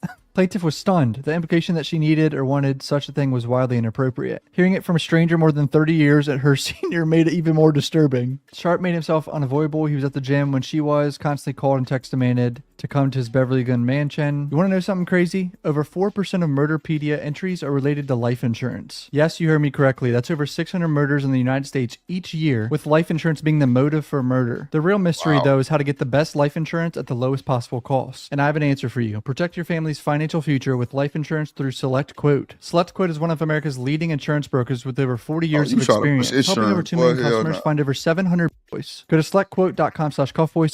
Then without warning, Sharp places minutes later, he finally emerged, but still he said nothing. Instead, he turned off the lights and laid down on his bed. What was he doing in there for 5 minutes? And this motherfucker is creepy. Leading her up to his bedroom without saying anything? For roughly 10 minutes, there was nothing but silence. Then, without warning, Sharp placed his hands on plaintiff's neck from behind, pressed his erect pee against her body, and said his first words of the night. I knew from the first time I saw That boy started trying to sell insurance. Man, get your motherfucking ass back.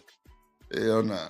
you, I was going to F you. And then oral sex. Doe at some point realized Sharp was using his phone. He apparently was recording her. Plaintiff could see that he was trying to be discreet, but it was obvious. She said nothing, scared to confront him from what he might do. At some point later in the night, grabbed plaintiff by her V and began having sex with her. The next day, he woke up at 4 a.m. to shoot media segments for sports television. He woke her up and told her she needed to leave, but informed her that she had to be back by 9 p.m. Following night, plaintiff arrived at Sharp's house approximately 9 p.m. C, why'd she go back? That's a great question, right? I mean, Come on truly, now. why'd you...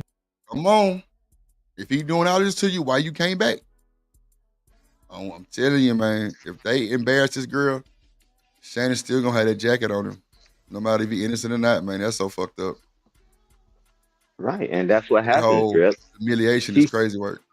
she saw the phone, but I didn't want to say nothing to him because I didn't know how he was going to react. He said be back by 9 p.m. and you came back. Come on, math ain't mathing, It ain't and that's mad, fine. boy. Yeah, but I know people that's been assaulted, for years and stay in certain DV relationships and stuff. Then finally they break free. But you broke free to go do a silver suit. You went for the munyon for the funyon when she could get both. So wait, Reese said that's not a good point. Battered women come back all the time. Yeah, and that's what I just said. But when she could have got both, she could have got it criminally and civilly, right?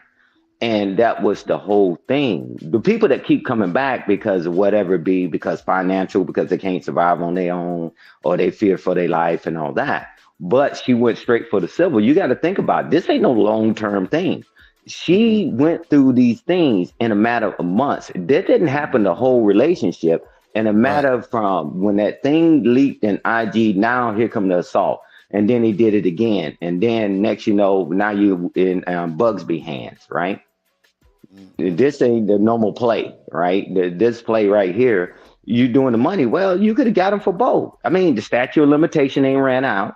You get him criminally, and then you can go civil. But man, it is what it is, man. Everybody got a choice. Welcome to America. But this math ain't mathing, man. It ain't adding up. And watch them attorneys, man. They get paid to break this stuff down, man. We just having a conversation, Drip. That's a fact. We definitely have a conversation. That's all we have. Reese be trying to trigger me sometimes. She be trying to trigger Drip. It's cool. It's all right, Reese. Go back there. If you had that experience, why on earth would you entertain this guy? It doesn't seem like. Shanika, what you got to say about all this? You there?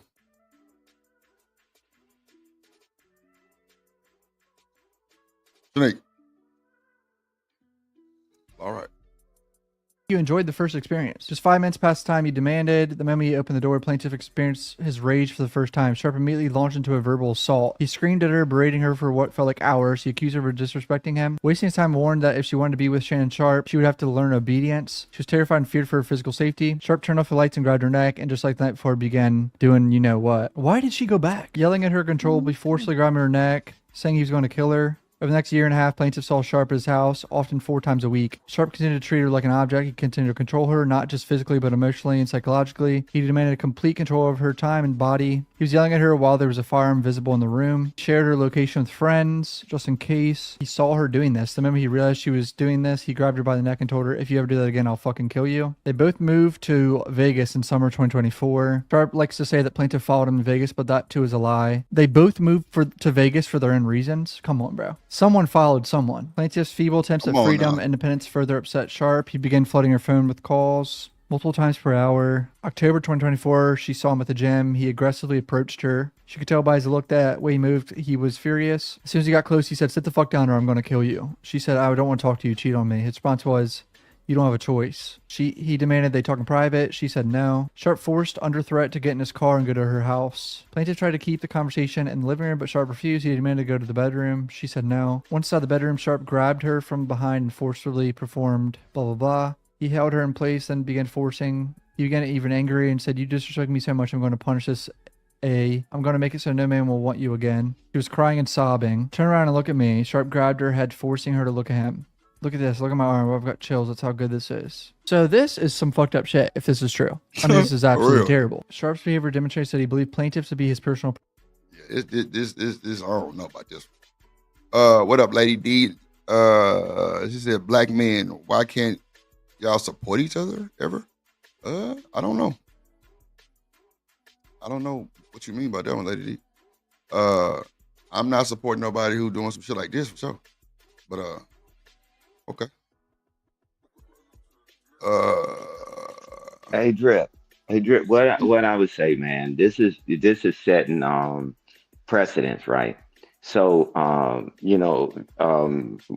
dating, right? Just how you date, period, right? Is that just like in school, right? What do the coaches tell you? You had to go through all these hoops. Make sure somebody know where you are. Make sure you get consent, and make sure you do all these things before you even date, right? Because when people get upset, you break up or you don't want to be with a person anymore, and then here come all the allegations, right? So people are going to start staying away from each other even more. Just the same thing, right? What you was playing way earlier, that the guys that was in pictures with the people that was involved with the deletion of Dolph, they came back and got them by just affiliation. So if you get involved in certain things, now them young guys like, man, I ain't got his money, but man, I better watch how I move. Because, if I do something, you better be nice. Because if you don't be nice and you say, I can't break up with you, and if you do, what is the allegation? That's why we got the court of law. But we got the court of public opinion. Shannon Sharp, he's in trouble no matter what. If he get found, say, hey, man, nah, they drop it. He's done. It's just like, man, how do you really move? And, you can do a YouTube stream about how do you date in 2025 later on, man. Because now anything you say or do, you guilty until proven innocent. Just like the way the world is moving. Public opinion already convicted you. And that taints the jury pool. So we'll see. Chanel, I don't know what happened. You just left the thing. I don't know. Lady D said, I still say black men are just happy it isn't a black woman getting paid. Yeah, you trolling. BJ, can you delete them comments, please? That's crazy work. Yeah, we don't move like that over here, Lady D. I don't know. I don't know. Lost me on that one. Nah, I don't know about that last statement that you made. If you're not married, you shouldn't be having sex. Okay. That what you stand on? Stand on it. Yeah, stand on business. Stand on business shit. Yeah. I'm not saying you're wrong or right on that. Yeah, but what we saying, if he did these things, he need to be punished under the law. No, for sure. Not just take his money.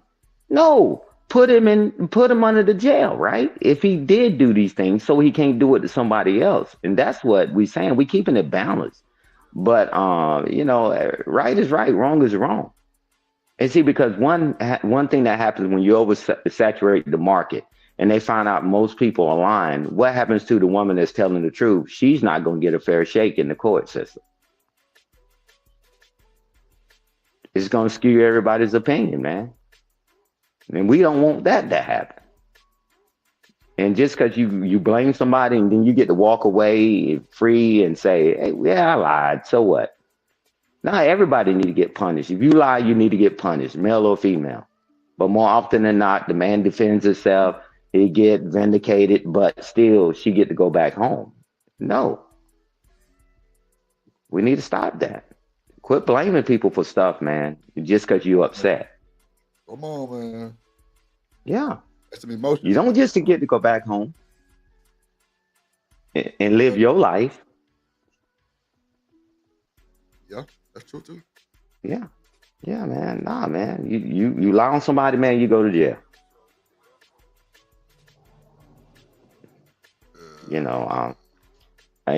Just real quick, Drip, and so you can go ahead and hit play.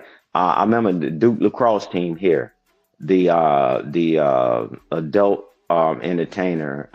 She did a private party, and for the lacrosse team, and she lied on them guys. And then she gets in trouble because she deleted her boyfriend. And then while she's in there, she said, no, I lied on those guys. By that time, man, they done took them guys scholarships away from them. And I mean, these guys come from prominent. Come on, man. Duke, lacrosse, man, they got that black mark on their file forever. And now she came out a few years ago to well, I lied. That's not how it went down. You know, it do nothing to her. Yep. Come on, man. Them guys are being on lives and their futures, man. That shit be crazy. Man, look at it. It be crazy, man. Honestly, bro. The fact that they be believing these folks. Like, come on, man. They be believing this shit, bro. I tell people if You know it how many happened people to that the had to elite, suffer for no it can reason? happen to anybody. What's the fact? Them jokers that dude, bro, playing lacrosse, and they get lied on, and they got drugged through the court system. And then later on, she said, I lied. It makes sense. See, it should be like a time frame where they should like kind of not mess with folks until they kind of got more of like at least 80%, you know, for sure of evidence and shit that kind of like prove this shit. You know what I'm saying? Because you fucking up people's lifestyles like that, and the motherfucker ain't do nothing. You just in your goddamn feelings. That shit don't make no sense. And the fact that they letting this shit ride like that even makes it even worse. Like, come on, man. Y'all tweaking. Like, ain't no time frame for that shit. I don't know. I just don't think it's fair. But hey, life ain't fair, so it is what it is. Yeah, Reese, she definitely got to prove she lying. They'll say lies can't get people's life ended. What? Shit. Bro, do you hear yourself? Lies can't get people's life ended. You crazy, bro. Bro, look at, okay, so what? I tell you what, Dale. If they let Carmelo walk, who gonna pick his ass up in school? Who gonna draft him? I'll wait. Nobody. I'll wait. He got that jacket on him, bro. You can't beat that shit. He can be dead innocent. Because it's public opinion. It's public opinion. Now imagine your child going to that same university, right? No, I'm gonna withdraw my child from this university if you allow him to be on this campus. They ain't gonna lose that money for one person. Come on, man. It happens all the time. Mm-hmm. Once you get that jacket, Drip, it's public opinion from there on. The law say you was innocent, but we still think you're guilty. Uh-oh. You know, so I don't know, Drip. But them lacrosse guys, man, they caught. Hit the link. Go ahead, son. Yeah, because them lacrosse guys, man, they caught hell, Drip. They family, you know, because it's Duke, right? And their family took hits. They had to pay lawyers. They took hits with the public opinion and all that. You did this to this poor woman and this and that. And then she came out later on, years later, to I lied. Too late. Them guys' lives was already ruined. And that happens more often than not, man. But so they'll say she's the exception, not the rule. The exception, not the rule. Hey, Drip, let's talk about the how many football players in college, right? Something you know. You remember that guy got caught, got accused of SA, and then when he went to court, they locked him up for a few years, and then he was acquitted. That happens more often than not.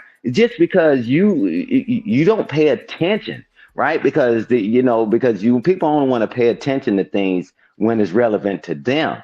It's just a quick Google search. How many people when found not guilty? And you ain't got to even do that.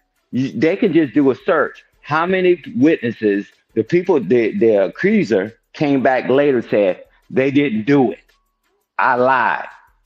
And them people's lives are ruined. She ain't no damn she's an exception, not the rule. This happened more often than not. You go to a job and this woman said, oh, because you told her, hey man, I'm gonna write you up if you late again. He fired me because I wouldn't go out on a date with him. What the company do? They get rid of you. Yeah, they get rid of you. Yeah. Just like they said, they don't fire conviction, they fire niggas with allegations. And that's so Reese said, yeah, but he got to have some accountability on ruining his own life. Nah, I definitely, look, I kept saying Shannon Sharp should have known better. I've been saying that since day one. He should have known better. Bro, you know, you being the type of statue, goddamn me accolade that you got going on, like the whole shebang, Hall of Fame, everything, bro. You know you're not supposed to play with women like this. Hey, but Drip, Only you fans see, model, and you trying to cake something? Come on. hey Drip, but this is the beauty behind it, and that's what I love about being in America, right? Welcome to America. You got the right to do whatever the hell you want to do. You got a right to be stupid or intelligent. Now, if we want to turn it to communism, we'll tell you who to date, who to talk to, how to move, how to do your budget, how to do that. We don't want to go that far, right? Where do we draw the line? We tell this person you can't date that person. Okay, everybody say yeah. But then they tell you, hey, Drip, you're not making enough money, so you're not going to buy that kind of car. Wait a minute, you're infringing on my right. Then you go to, you can't tell me how to raise my children. Where does it stop? Where does the line go? Only in America, man, that we can just pick and choose. Whatever my morals is and my values are, right? I'm cool with it. As long as it goes for me. But then I'm infringing on somebody else's right. Somebody could tell you right now, Drip, I don't want you to date nobody unless she's making at least $70,000 a year. How would you like that? Man, you in America. If you want somebody to tell you what to do, cool. Man, little Kim just got through messing over this little young kid that she hired onto a label, and he ended up was dating somebody else and got her pregnant. Now she taking his music off the shelf. Little Kim is 50, and that guy is 20. But still, that's not making the headlines, right? Again, we in America. Which way do y'all want it? Do you want us to lock down every road and tell y'all where to go, how to think, what to eat? Or do you want to have your rights and your freedoms? You tell me which way you want it. You can't have 100%.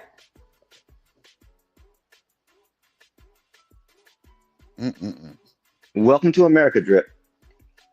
That's a fact, bro. Pick and choose a lane. Nah, for sure. If y'all want to hit the link. We finna go over this, and we open with the panel open for sure. We'll break it down and discuss it clearly. Everybody got their own personal opinion. Like I say, y'all want to hit the link, we can talk about it. It's cool. I don't know why Lady D keep bringing up Megan Thee Stallion. Megan Thee Stallion shot herself. Yeah, I never said that, Lady D. I don't know. I don't know what Lady D going with this, but okay. Property. I also believe that laws did not apply to him. The January situation. Once out of her apartment, Sharp began undressing. Plaintiff firmly stated multiple times that they would not have sex without protection. She knew that in the past he refused to ever wear condoms and believed that her demand would stop him. But although he refused to use, he still insisted. She tried to resist him. She screamed she had already expressed concerns for her safety. The more she begged, Sharp became more aggressive, made it clear he would not wear a condom and he was going to have his way. Forced himself on her again. As soon as he started, plaintiff screamed and sobbed. Her cries for help did nothing to stop him. Lasting 10 minutes. Demand for jury trial. 50 million big ones. And there you have it. Some fucked up shit. I'm sure Shannon's response will be interesting, like from his lawyers. He said this on video. To my family, friends, supporters, and colleagues, I want to speak to you directly and from the heart. This is a shakedown. I'm going to be open, transparent, and defend myself because this isn't right. This is all being orchestrated by Tony Busby, who has targeted Jay-Z. Tony Busby targets black men